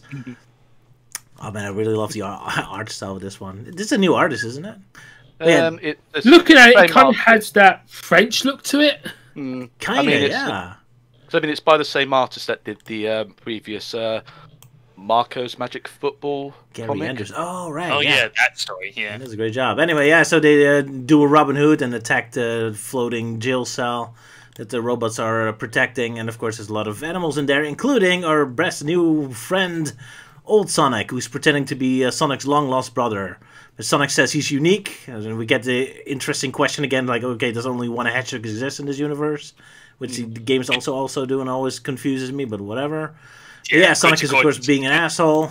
So, yeah, which, of course, in this story, the new character is like, oh, I'm not Sonic, I'm his long-lost brother, Tonic the Hedgehog. Yeah. Exactly, yeah. The heavy inspiration for OCs. Exactly. But yeah, Sonic insults him, he runs away crying. Because he can't blame him, Sonic is an asshole. Tails tries to cheer him up, but of course he catches him being on the phone with Robotnik. Very smart to do so close by. And then it's revealed, ton, it's Metamorphia, our old shapeshifter again. To be continued. Do-doom. To-doom. So yeah, your thoughts on this? Other than that, the jungle zone doesn't look much like a jungle; it looks like a normal forest. But never mind. Yeah. The art style does have that marsupial-army look to it in a way, and also like Robotnik looks extremely creepy at the first panel. Yeah, Oh yeah, that one. Very Marsupial weird. is kind of no, it's not French; it's Belgian, but close enough. The one thing though is like with the second panel, I'm just wondering like, is he smiling or is he just very angry? Because I can't tell because of the teeth. Good point. I do love how Grimer looks like. He looks like a parent. It's like, oh, look at my baby. Yeah. He's Come so out proud from of his underneath the control room. There's nothing to be scared of. I'm not scared, Daddy. I'm ready to destroy them all. Dun, dun, dun. So there's like this weird thing about the mouths in some of these like middle pages where they just like hang off of the character's face. Oh yeah, Oh, yeah. Yeah, it's Sort very of. exaggerated and toony in a way. Yeah. Well, that's I mean, it's just funny. I just need find a it funny two. how Amy looks there in that one, where it's like, Yeah. you never told me you had a brother Sonic, and just something that's all like, "Urgh." Yeah, that looks more like a face which you'd be like, "What you talking about, Willis?" Yeah, that's a Or mouth more I like, also use a lot too. I or love just that. scolding him. It's like, Yeah. oh, Sonic, you're such a naughty boy. Especially fun when Tonic is like insulted. Like also that face expression. Like it really looks heartbroken. Ah. Yeah. But of course, there's, I think Melty, like, was it Melty or Sala was pointing out, like, of how, like, you were too young to remember me, Sonic, sort of thing. Oh, And the other thing, and yet when I was thinking about that, I was just thinking about that meme of Buzz Lightyear saying, "Yes, the floor is made out of floor." He That's said just kind of how. he said we were born at a very young age. Oh, that's a good point. Yeah, he did say that. Yeah. Yeah. That's so funny. Yeah. Brilliant statement. Not me. I was born in an old age. I was an old man from the start. Wonderful lines of dialogue, yeah. And Sala, do you also love the final panels where it kind of almost looks like Werehog Sonic with his long stretchy arms? The long yards.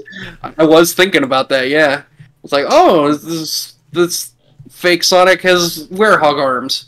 So the X but no, it's predicted just the Metamorphia. end, and this one predicts Sonic Unleashed. Yeah. Makes you scared. Yeah.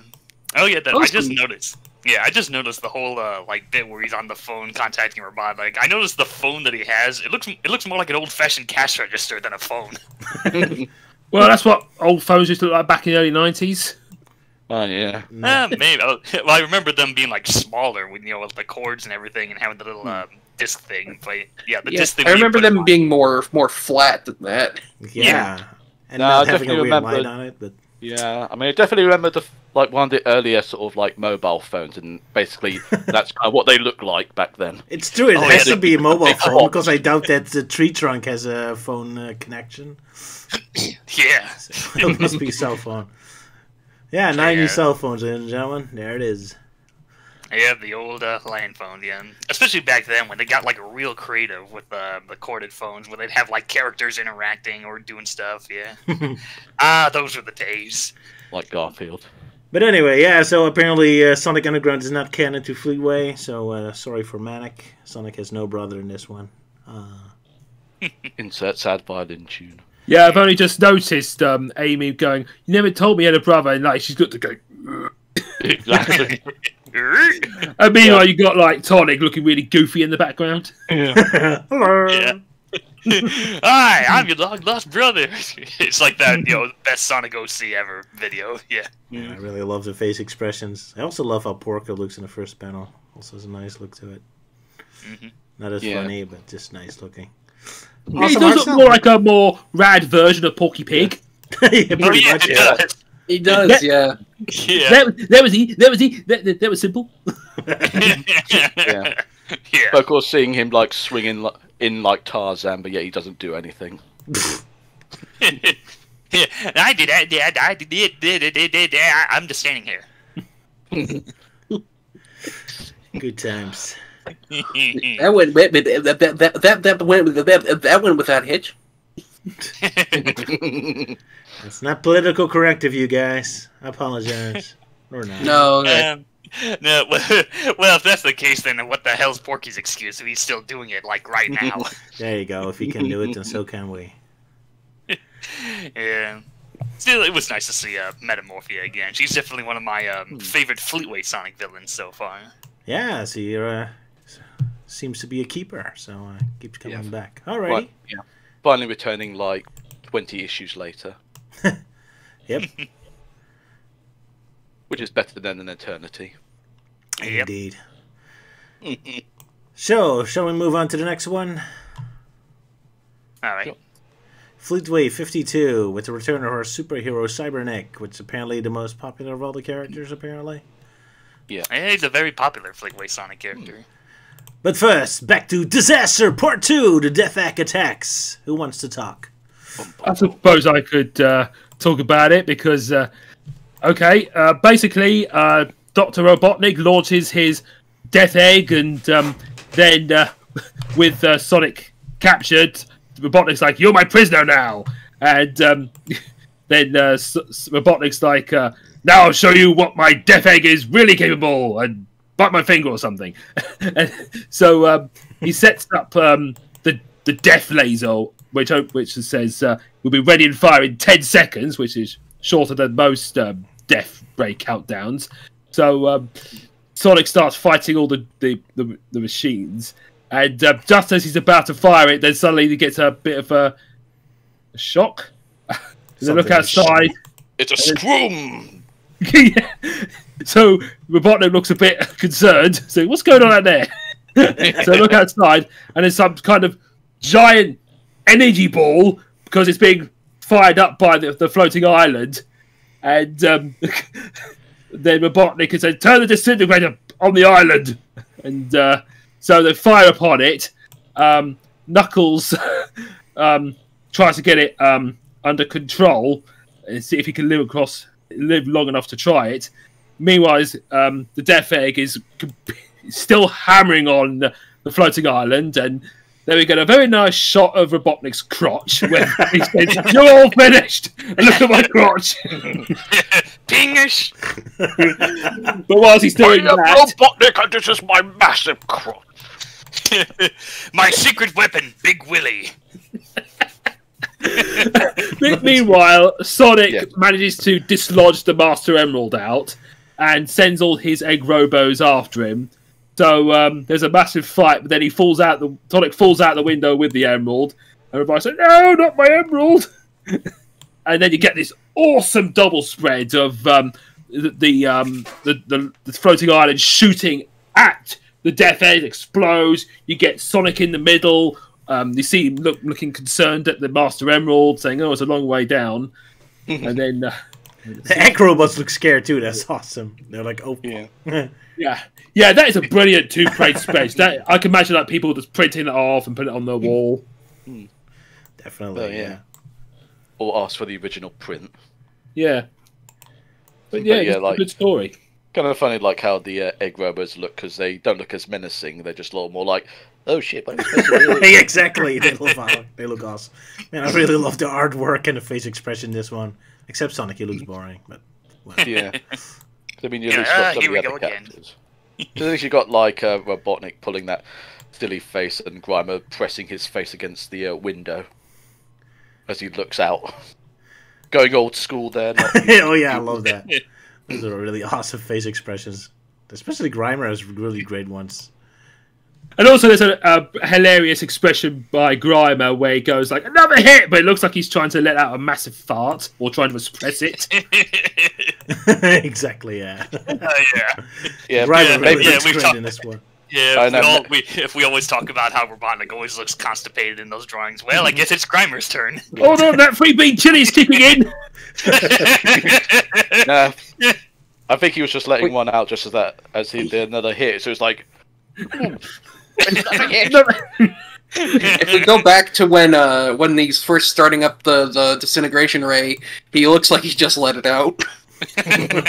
Oh, Like, yes, smell it, take it all in. You know how to do that? But I do kind of like with the first like page in which like Robotnik's like, "You are now my prisoner," and so it's like, "No, I'm not your prisoner. I pretended to be the prisoner just so that these spike bonkers can lead me straight to you because your place is an entire maze." It's like, yeah, whatever. so you know, like using his brains as like, you know, stop fighting and destroying everything. Just let them take you to Robotnik and then just beat him up. Why isn't that ever an option in the video games? That'd be a great level. Just surrender and wait till you're at the boss. Actually, that would be a terrible idea. Never mind. Sega just hates good ideas.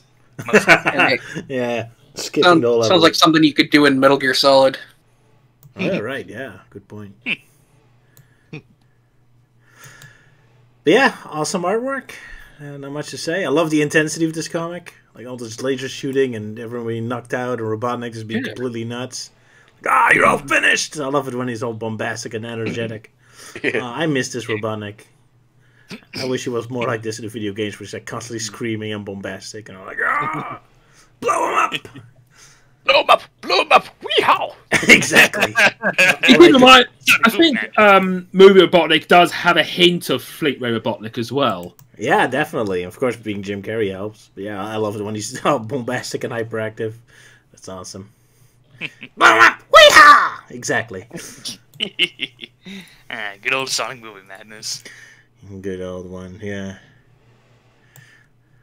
Well, For some reason, in the Scrow panel, where the Death Egg first gets hit by the floating island, I just look at Robotnik and I'm hearing in my head, "Who dares interrupt my jazz hands?" That'd be great. very fitting, How yeah. dare you interrupt me when I'm trying to do jazz hands?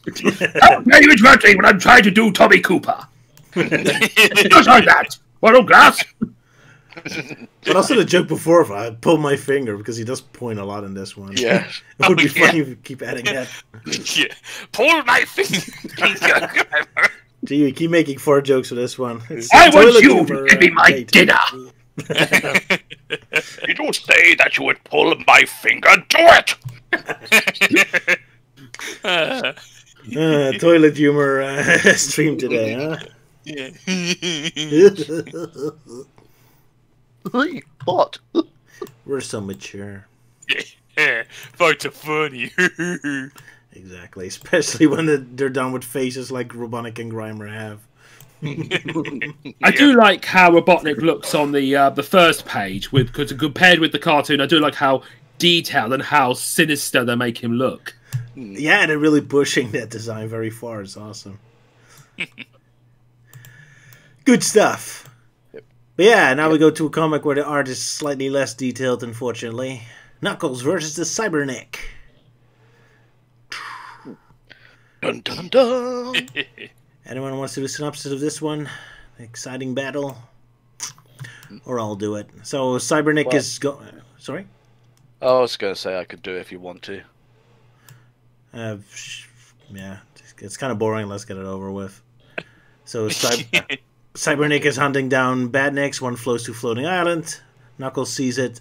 He tries to destroy them all, but Cybernik, of course, trying to say, no, I'm a good guy. I'm on your side. But Knuckles isn't having any of it. He just immediately start punching him around. But Cybernik also gets pissed off. They keep fighting, and then he's like, actually, well, I'm wasting my time, and flies off. And that ends his fight. But then Coco Nuts from Adventure of Sonic the Hedgehog shows up with his twin brothers. But fortunately, Cybernik saves Knuckles and other best friends again. Although Knuckles can't help but wonder, if Robotnik once gets him under control, then we're all doomed because he's so powerful. Dun dun dun. The end. It's rare we actually get a one-parter these days, but there it is. Yeah, one thing one thing for me though with the artwork is like I'm trying to recall like where have I seen this art style before, because even at that young age I was like, I've seen this art style somewhere before, but I don't know where. It does make me think of like the Beano or something. I mean, I was thinking of Beano, but I don't really recall seeing anything like that from the Beano. So yeah, the artwork does look a bit familiar. It's a bit unbalanced. Like some parts are very detailed, and all the backgrounds are very empty. But Yeah. it has some nice touches. I just love the panel where Shortru blasts the coconuts and they have like screaming faces. Yeah, I was about to say that. They look great. Yeah. We feel pain. You British with your dark humor. Yeah. One being like sticking his tongue out, like going all derp tight, and the other one just going like, "Why? Why was I programmed to feel pain? Yeah. And the other one's just sad. They were just innocent little monkeys. Aw. Yeah, rest in peace for the 3 monkeys. Coconuts, Loco Nuts, and Jeff. Exactly. Jeff. Yeah, and Jeff. I just wanted to give him a coconut. And they'll rebuild coconuts. He gets blown up in the show all the time too. Yeah. I mean, one thing I was like noticing is like of how very paper thin like short fuses lasers are, because it's just like so tiny, or like these skinny. Maybe he's actually shooting a laser pointer. It's just a little light bulb that blinks. Yeah. He just shoots a laser pointer, and then an atomic cat jumps at them and explodes.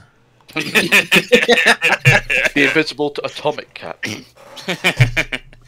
That's the sidekick we haven't been introduced yet. But yeah, nice and sweet story, I suppose. What I have noticed that in the panel where Knuckles punches Shortru and he goes, "Care to draw me a diagram?" It looks like his mouth is trying to leave his face. A bit, yeah. Hell yeah. Kind of how Yeah, I that sometimes draw it. Either that or just like a very thick lip. I guess so, yeah. But just kind of, but of course, in the bottom panel where like he's not looking and the coconut bots are there, and I just kind of find it funny how he's looking. He's almost like he's like, "Ugh, that bloody badnik. I'm so annoyed with him." Because his head is so far forward, it gives him a Yeah. nice pose, yeah. He's extra like- grumpy. Just hunched like, "Ugh." Like he's kind of hunched over. That's awesome. I love it. I also love the panel where Knuckles looks really angry. He goes, "Save it, pal," because the art style makes him look like really grumpy. Like, Oh, you yeah. damn, get off my lawn. Knuckles is a good grumpy old man in this one. Yeah. Yeah. Get my lawn. Ah! Yeah, get off my lawn. Lol. Exactly. There you go. Short but sweet. Also, I'm noticing from this and the last issue when he was gliding, it seems that Fleetway has interpreted the marking on Knuckles' chest as a necklace. Yeah. Yeah, it's always a weird detail with the Fleetway's version of Knuckles. I suppose it's just because they never figured out if it was actually just a pattern or an actual necklace. I mean, Just yeah, a- that's definitely a fair assumption to make based on just the sprites available. Yeah, the sprites and the old promotional art, yeah. Yeah, I guess it is until Sonic Adventure where you get a good look. But unfortunately, at that point, Fleetway was over with. So, too just late to about, change. Yeah, I don't mind it, to be honest, because it makes him look a bit more tribal. Sure. Yeah. It's a nice look. It Modern makes day tribal. Makes it a Yeah. little more unique in this one, yeah. Yeah, well then again, it did look like a regular, like, birthmark or whatever it usually is in, like, Sonic R. Exactly, yeah. There. Yeah. Right. Shall we continue to the next comic? Face Megla's angry twin sister. Yes. Yeah. Like, Megalith, yeah, Megalith's lost cousin, yeah. Character from my IMP show, in case anyone's curious. Anyway, yeah, anyone wants to do synopsis? I'll do this one. All right. Okay, I'll do it. So, Sonic is realizing, like, oh, this thing that looks like me must be a shapeshifter, because certainly no other hedgehogs exist. And that means it must be Metamorphia. Yeah. So he goes and saves Tails. She turns into a giant goo monster, like, tries to absorb Johnny and Porker. But then Sonic, like, tornadoes her, she falls off a waterfall, turns into a fish and swims away. And Grimer's somehow proud of the accomplishment. I mean, I guess that was a pretty ingenious escape plan. But of course, Robotnik's not having it. He's angry.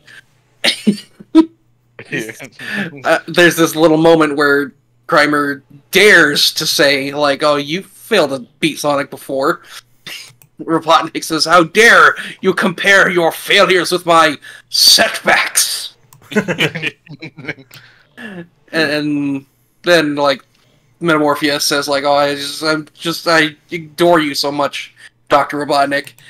And he laughs about it because, like, she's a monster and whatever. That hurt her feelings, so she goes back to her room and vows to make Robotnik proud by killing Sonic. Dun, dun, dun. Yeah, pretty much. Because she's secretly in love with Robotnik, yeah. Ah, how heartwarming. Yeah, you kind of do feel a bit sorry for her at the end. Like she's a fan of Robotnik. She has posters of him, and she wants to, like, be recognised by him. I love how generic those posters are. It's not like even like a dramatic poster with Robotnik posing or anything. It's just as if you just randomly snap a picture at any random moment. Where he's just like, "Rah!" I love that they use that as a big poster of him. Can you imagine? You wonder if, like, Dr. Starline has that sort of thing in his room. Probably, yeah. Just Robotnik basically in the middle of talking. Exactly. He's just complaining that his coffee machine is broken, and that's this dramatic poster on our wall. Yeah. I Give love me it. my coffee. With the word "My Hero" underneath it. Yeah. So yeah, posters of talking Robotnik and somewhat constipated Robotnik. But yeah, again, I love the face expression. I kind of like it. They get a little bit more like nicer here. Indeed, like Grimer's all proud, like it's his daughter or something. Oh, look what my wonderful creation did. And of course, how sad and pathetic Metamorphia looks like. She's always this terrifying monster. Now she looks so innocent and sad there. Like I love it, those extreme face expressions. Yeah. So Like, much monsters have personality. I feelings. love it. And of course, how it's like Robotnik... monsters have feelings too, you know. Yeah, it's like, because with Robotnik is saying, like, at first he calls Metamorphia she, but then he just eventually decides just to drop the she and just call it an it. Because that's all he just sees in Metamorphia, is just a thing, a monster creation that Grimer made. Yeah, so she's literally a creation of Grimer? I thought it was a person at first. But... Well, that's what's basically been mentioned. It's like, I allowed you to create this shape-shifting thing, so it would destroy Sonic. Yeah, but later you talk about bringing her back to her dimension, so it's kind of... Or maybe she's a mix like Infinite was? I don't know. Whatever. There should be a team-up between Metamorphia, Starline, and that one chinchilla. Exactly. Oh, Thunder on the Chinchilla, that'd be awesome, yeah. Yeah, the Robotnik fan club. There you go. Yeah. It's time Robotnik gets a fan club and isn't just Sonic anymore. And I think Thunderbolt would just beat them all. Yeah, with seeing her bedroom in that one panel, it's like, oh, it's a Eggman-themed bed with bed sheets, and there's a picture of Robotnik with Metal Sonic, except she cuts out a picture of herself and puts it on Metal Sonic's face. Yeah, so he puts in the effort. Well, Metamorphia just has a random picture of Robotnik complaining about a coffee machine. And that's all. Yeah, give me my coffee, you bucket of bolts. Exactly. That's the magic moment where you turn it to a poster to be hanging around all children's bedrooms. This immortal moment eternalized forever. Yeah. Put up that poster. It's like, yeah, Robotnik yelling, yeah, go to sleep, you little shit. Why are you taking a photograph of me? Get that camera out of my face. I do kind of like the expression Amy has on the second page, where she kind of like her head pops up. It's like, whoop. Really awesome artwork. I love it. Yeah. As well as another sort of vague hint of a potential relationship with Amy and Johnny. Ooh, my, just because yeah. of like, because she's like, good work, Johnny. But don't mention it, Amy. Which of course never goes anywhere. Ah, what a shame. Sorry to spoil, bad. but it's kind of the truth. Maybe just want to add some positivity because usually it's just Sonic beating down all his friends all the time. Shut up, Pixel Lad, you worthless piece of nothing. It's like, oh, I guess we have the others at least be nice against each other, so it isn't just Sonic's toxicity anymore. But yeah, great artwork. Love it. Yeah. Especially all the Robotnik faces, like on the second to last page. Yeah. Of course, Robotnik is always the show stealer. Although I love the others as well. Yeah. Well, that concludes this one. So I guess we go to the final Fleetway for today. Yep. Sonic the Comic. Happy birthday to Fleetway. Hooray! Yeah. We celebrate with Amy mocking Sonic. How dare she? Ooh, Yeah, she's going to get a giving him beat down for that later. Yeah, giving While him wearing bunny her ears. caveman outfit. Yeah. Technically it isn't, but it looks so caveman-y. Every single time I see it, it looks out of place. Like, Can you just stick with the Fleetway design with a heart white shirt? Oh well. But yeah, who wants to do the synopsis of Shadow the Hedgehog, the prequel? Sonic with a pistol. Oh yeah, that one. Yeah. Sonic's got a gun. I'll give it a go again because I've been writing all this sort of stuff down just in case. There you go. So I'm more mentally prepared this time compared to last time. So, as the floating island blasts the Death Egg into pieces, Sonic has to deal with the Egg Robos that are blasting him and grabbing the Master Emerald. Sonic grabs a blaster from one of the Egg Robos and shoots the one that had the Master Emerald, which lands on the floating island, but he's still falling towards Mobius, so Sonic decides to defy the laws of gravity and land on one of the Egg Robos to borrow something from it. Robotnik attempts to pilot his badly damaged Death Egg away, but Grimer begs him to leave, which he eventually agrees to, but vows that he'll make the Emerald Hill Zone pay for, like, this despicable act that Sonic has done to his beautiful Death Egg. Sonic was able to... Yeah. Sonic was able to, quote-unquote, borrow one of the Egg Robo's jetpacks where he lands safely on the floating island, seeing the crumbling Death Egg falling down to Mobius, where we all obviously got to make hope that it hasn't exactly landed on somewhere very important. But of course Sonic makes a wish, which he says came true because he found the Master Emerald in some bushes. But as he struggles to carry it, he gets blasted by Robotnik in a variant of the Death Egg robot. But Sonic ain't too impressed with the design of this one, so he proceeds to smash it to pieces where he accidentally knocks Robotnik off the edge of the island. Though with Robotnik's luck, I suppose, like, he'll live because one of the thrusters is still working, but he won't have a very, soft landing.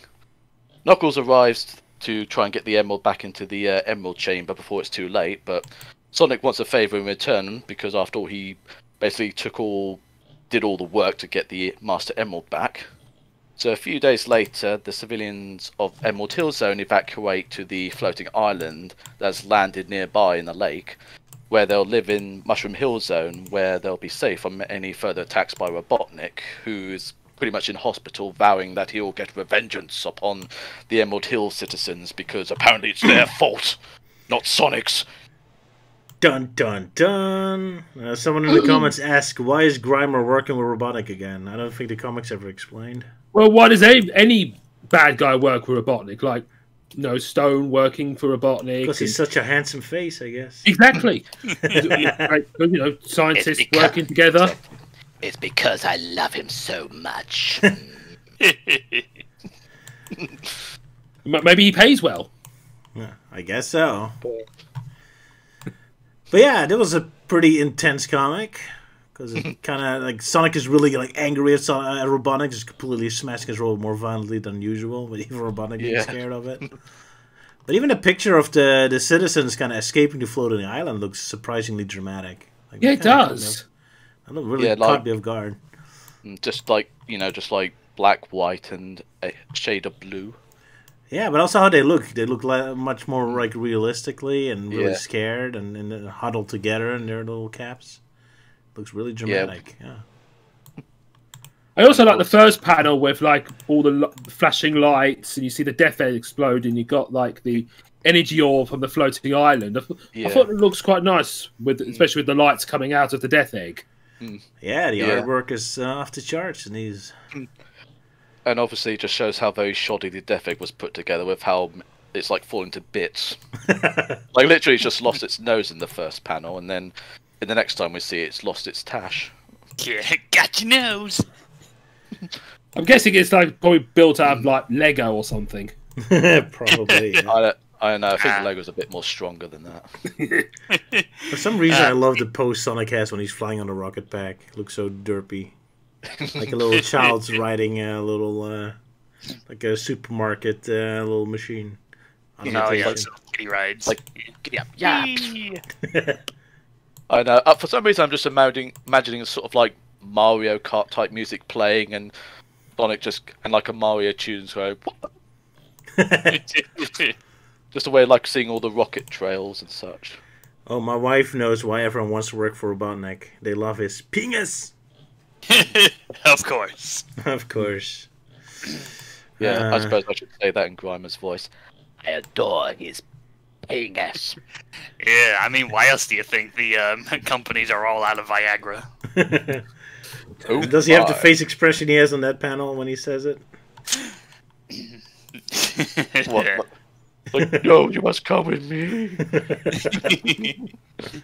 You look so intimidated by Robotnik's penis. It's a total humor stream this week. Oh, lovely.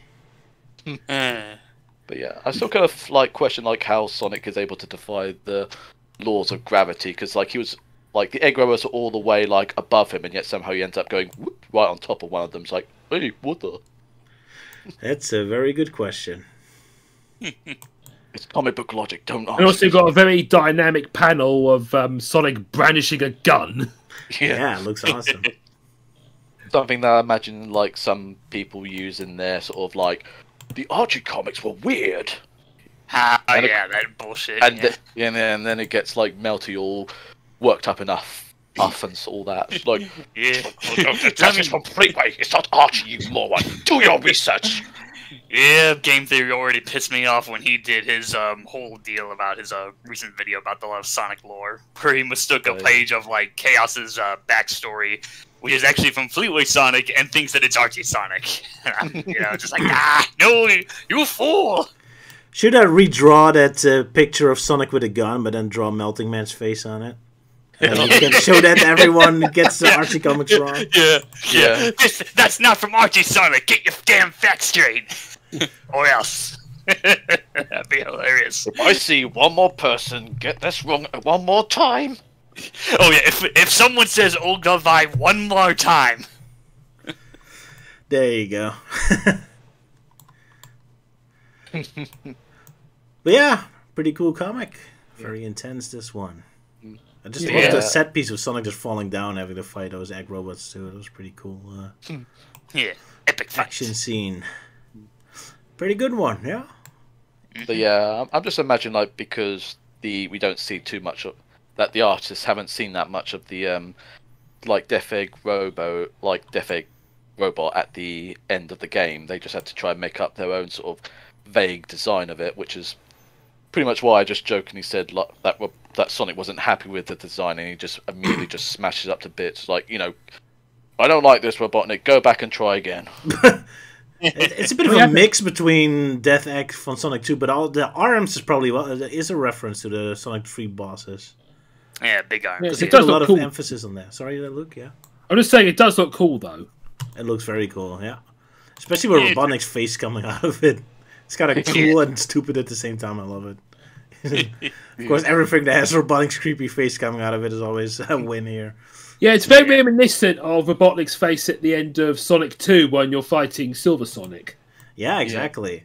Oh, yeah. Also kind of cool that he has, like, gun fingers, even though he only uses it once. You want to pull my finger? Oh, my finger pulls you! Maybe this was predating movie Sonic's Robotnik when he had those abilities in his fingered gloves. Yeah, I guess so. Well, it would have been cool if...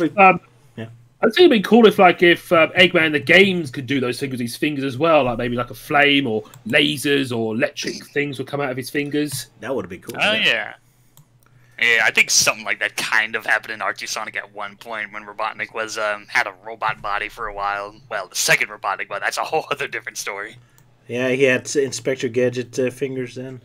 Well, I know at one point he kind of had like the Midas touch in a way, where he could like roboticize anyone by just touching them. But that was kind of a short-lived gimmick. Yeah. That's quite a weapon. Yeah, so are we done with this comic? Yeah, I think so. Did we get fan art of Sonic as a baby? Predicting another fetish that will come later on DVD. But yeah, so they're predicting baby Sonic from the movie as well. Fleetway's predicting a lot. Yeah, baby themed. Yeah, mostly a lot of baby themed Sonic stuff. Of course, there is one with Robotnik. Yeah, the one of him like, you know, just almost dressed up, almost like how he looked, his original design. Yeah, before he concept got Robotnik. tweaked. Yeah. Oh yeah, concept. yeah. It does. Yeah, it does kind of look like his pajamas. Well, almost his pajamas that he wore in the Man of the Year short. Yeah. Ah, sadly didn't get. Bizarrely, kind of has that Aardman look to him with his mouth. Which one? Babyface Robotnik. Oh yeah. Kind of looks like like Wallace with a moustache. Oh yeah. Yeah, Wallace. Yeah, all needs me cheese, Grimer. Then we get a review for a game that was never released, Mr. Nuts 2. I noticed that. Oh yeah. Yeah, I noticed that. Like, oh, I didn't know there was a sequel, but then like, oh, it was canceled. Darn. Yeah, the pre-release version reviewed. Yeah, as if they knew it was going to be cancelled, because I don't remember them ever doing a review of a pre-release game before. So that was kind of surprising. But yeah, so alas for Mr. Nuts fans. Although I've understood that this is a port of the Amiga version, so guess if you want to play this one, just play the Amiga version. It looks so weird because it looks so abstract. I remember the first game looking very realistic more. Yeah, like the backgrounds kind of look like from Zool, Ninja for the Nth Dimension in a way. Yeah, pretty much, exactly. Yeah. But yeah, that's Mr. Nuts 2. Well, back to Knuckles, Total Chaotix. We're finally back to Chaotix again. Kind of. They only make a cameo in this one, but never mind. Yeah. And of course, Richard Elson, the artist, literally just finished that story, and that he's already starting working on this one almost immediately. Yeah, that guy's really working hard. Jeez, he has 2 comics in this one Fleetway album. Well, at least with this one, he only has to do 5 pages as opposed to 7. Oh, yeah. Still, he's pretty productive. And that with these super detailed artwork as well. He's not even having a coloring for him, so he has to color it himself too. Jeez. Yeah. Hardworking guy. Impressive. Yeah. But yeah, who wants to do the synopsis of Total Chaotix? I'll do this one. All right. Okay, so we pick up where we last left off. It's like, oh yeah, the Master Emerald is back on Angel Island. Everything is fine, and all the Emerald Hill folk are slowly getting adjusted to their new life now that they're living in Mushroom Hill Zone to escape Robotnik's wrath one day. So yeah, all is fine. Knuckles is exploring the island, seeing all the massive craters that Robotnik left behind, and he discovers this ancient ring thing.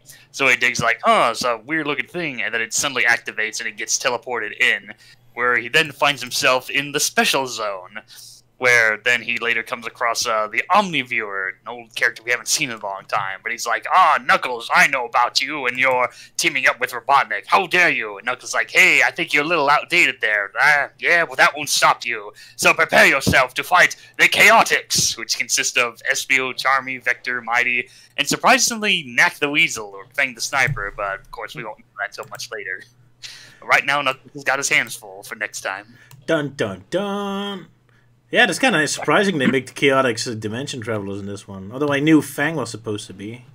Yeah, I remember this story because in later issues of Sight the Comic, they would reprint old stories. And I think this was where I was introduced to the Chaotix. I remember reading about them when I had Sonic CD for the PC. They often have like extras, and one of them was like a synopsis for Knuckles Chaotix with the characters' names. And so when I eventually read like one of the issues that had this story reprinted, this was where I saw the Chaotix for the first time. That's a pretty intense first introduction like this. Yeah.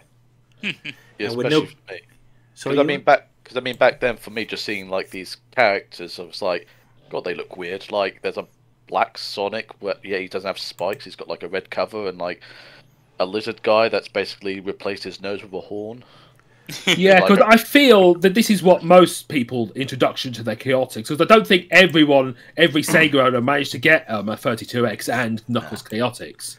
Yeah. And this panel almost wants to make me a parody just to see what happens next, because if you look at Mighty, he's not looking where he's going, he's looking at Knuckles. Would be funny if the next panel just crashes into a wall or something, like he's blind. Or he just falls to his demise. since in the special zone, there's no actual sort of solid piece of landing or ground. Meanwhile, Fang is looking directly at you. Oh yeah. Yeah, I'm coming for you, mate. He's stealing your money. With the smell of. I'm totally not going to betray everyone. Probably. But yeah, so for an omnipotent viewer, he's not very omnipotent. That he doesn't know what Knuckles is all about. No, apparently he never updates his like browser history or something like that. He's still stuck in Sonic 3. He hasn't seen Sonic and Knuckles yet. But yeah, kind of interesting. Like, you know, this is like, because like when we remembered watching like the Sonic Frontiers cartoon with like Knuckles, yeah, where he gets like taken through like a teleporting device, an ancient device, and yet here who he is doing this like a couple of decades beforehand. Yeah, these comics are really predicting the future. Then again, I guess not much you can do. I also do like that there's a surreal geometry of the special zone, because it's like it just ended up in a Doctor Strange dimension. Yeah, it's pretty awesome looking, and that's true. I was kind of getting a chuckle out of Knuckles saying he's terrible at translating, because in the games it's one of his talents. So hey, at least it's acknowledged here, which the games rarely do. And the fact like he calls like the special zone like Nightmare Country, which as opposed to many fans it would be considered a nightmare. He's predicting nights into dreams. Ah. Yeah, Special Zone being a nightmare. Especially the first one from Sonic 1. That one always gave me a headache. Well, it also makes you think of, like, the BFG, because, like, when he has to get his dreams from Dream Country. Oh, yeah. Yeah, the animated one, not the live-action one. Yeah. We don't talk about that. Of course not. But yeah, here we go. The Chaotix. Are they going to be just as wacky as they were in Sonic X? Or just going to finally beat Knuckles to a pulp? Only time will tell. We'll see it in 2 weeks, or maybe longer. Find out in 2 weeks, yep. Yeah. I also like the panel where Knuckles looks on the Emerald Hill folk building up their mushroom houses. Yeah, I love how the mushroom houses look. That's pretty cool. Dramatic glow shot, but yeah, every time I always see the guy seems to draw Knuckles from behind. He always seems to have his arms literally sticking right out forward. It's like flexing, like ready to punch. It's like if these guys seriously leave this place, I'm gonna thump them a good one. I'm guessing those boxing gloves are probably pretty heavy or something. Possibly, yeah. Must be. Almost kind of looks like it's stretching. Yeah, like, oh, what a day, the kind of thing. Yeah. I mean, he even does that like at the end, like in the last page. He's like got his arms out.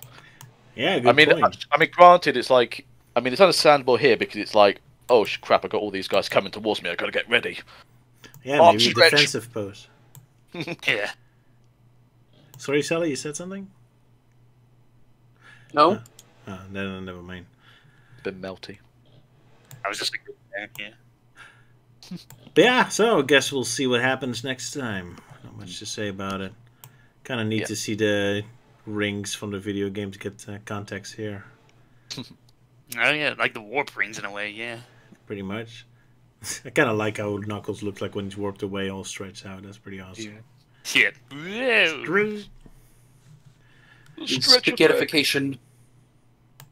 Exactly. Yeah, and apparently Sparkster gets a comic. I did not expect that.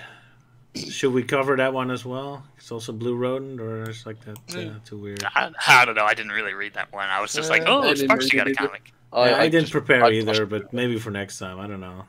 Chat, do you want to see Sparkster being read here as well? Rocket Knight. Well, I mean, it's kind of funny, like seeing him here, considering the fact like he's not an actual Sega. Yeah, he's Konami's character, so. Yeah, I wonder, do they have? They should have had like a talk with Konami to get permission, right? Are they mentioned in the credits? Maybe they did. I don't know. But then again, like Marco's Magic Football was like another different company, not Sega, since that appeared on multiple consoles. Yeah, that's kind of weird. I wonder how that's done, like, with copyright. Then again, maybe Fleetway doesn't care since he also had the Mario Brothers show up. Although that was I think parody the form. Marzio brothers, yeah. It's parody form, so I guess it's more of a legal gray area, but still. But yeah, I was surprised to see Sparkster show up. Poor Rocket Knight never gets any respect. Yeah, I always feel like that's just one of those games I really got to get around to because I haven't played them. So, I know there's like what 4 games. Like there's Rocket Knight 1, 2, and then Sparkster the Rocket Knight, and then apparently there was like a 2010 reboot or something, which a lot of people didn't like the redesign. But, I wonder if it's still available because it was like an online game, not a physical. Oh yeah, it was online. I think it's on Steam still. Oh wow, Oh, really? Cool, that's cool. Box. Let's see, is it still on there? I do want to point out something that's quite special about this issue. That on the very last page, on the fan art section, there is a piece of art from Lynn Triplett, who is a very prominent figure in the Sonic community. And that from a young age, she was incredibly talented with her artwork. Especially because you got her Sonic, her Knuckles OCs there, and it looks very bright and very colourful. Give me a moment to get it, since I did not prepare for that. Because I remember browsing through this and thought, wow, is that Lynn Triplett? That is in the Lynn Triplett I know of? And I thought, wow, I can't believe her artwork. Because I think she was able to get a couple of artwork shown in the comic. Because I think she even did like a Knights theme sort of picture. Yeah.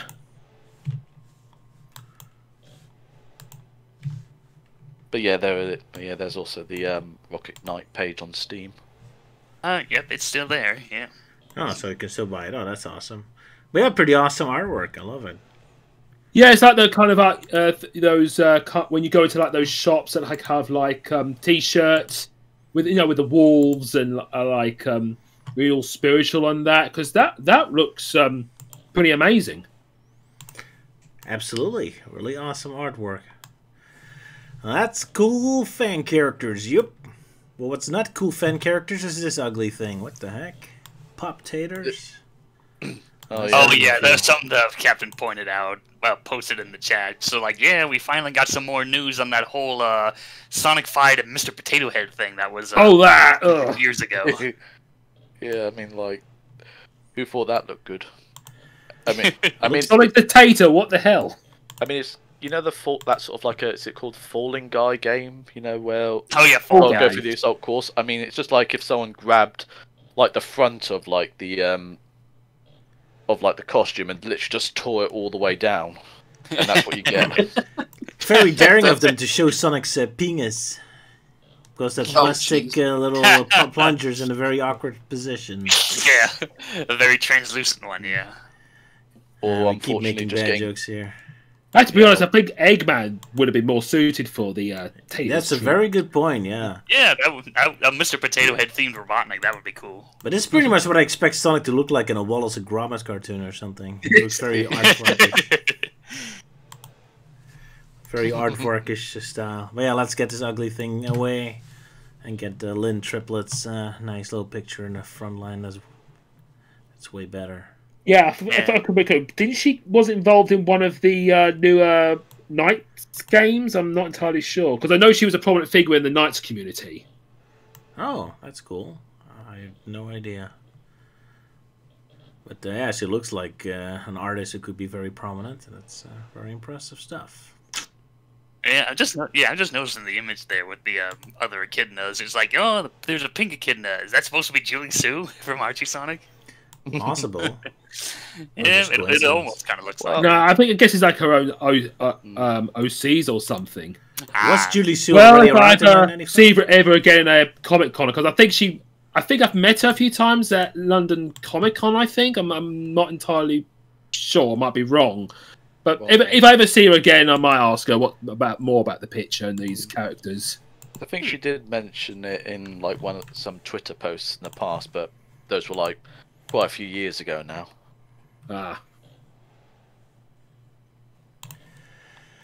But yeah, awesome stuff. Anyway, I think that concludes our stream for today. Unless yeah, we're all a bit cream crackered now. I've about run out of things to say. Alrighty then, and I guess we're gonna close it up for today. Sala, you have any parting words for our fans? I mean, I'm gonna probably start stream on my own Twitch channel here pretty soon. So if anyone wants to come by for that, I'd appreciate it. All right, I'll link it in the comment below for Sala's. Which game we're gonna stream? Probably For Honor. All right, For Honor. There you go. So if you want to see Sala play For Honor, What side are you playing as? I'm probably gonna finish the story mode, and then, if you mean what faction I'm in Vikings. Ah, nice. Yeah. there you go. So I'll put the link down below as soon as I get it. Luke, you have any parting words for your loving, adoring fans? I don't know. Perfect. Just, That's it. just stay in school and drink your milk. There you go. Perfect. Melding Man, you have any parting words? Let's see. Most I can think of is, you know, be on the lookout for my upcoming review of the live-action Sonic movies. Because, yeah, it's happening! Dun dun dun. Oh, This time not gonna get a knife in the I back. do have an art piece that I think I'm nearing the end of, and it might be submitted online, hopefully by the end of next week. There you go. So keep an eye on Luke's DeviantArt page, or is that where you're gonna upload it, or your Facebook? The usual places, DeviantArt, Twitter, those sort of thing. There you go. And Twitter. Euan, sorry. Any reason why you wanted me to show off this Tills picture? Which No, is beautiful. it's just like someone uploaded that reacting to that potato thing. You're like, yeah. Perfect. Well, that concludes our stream for today. So I'll see you all next in 2 weeks again. Goodbye! Cheerio! Bip, Bye bip. bye.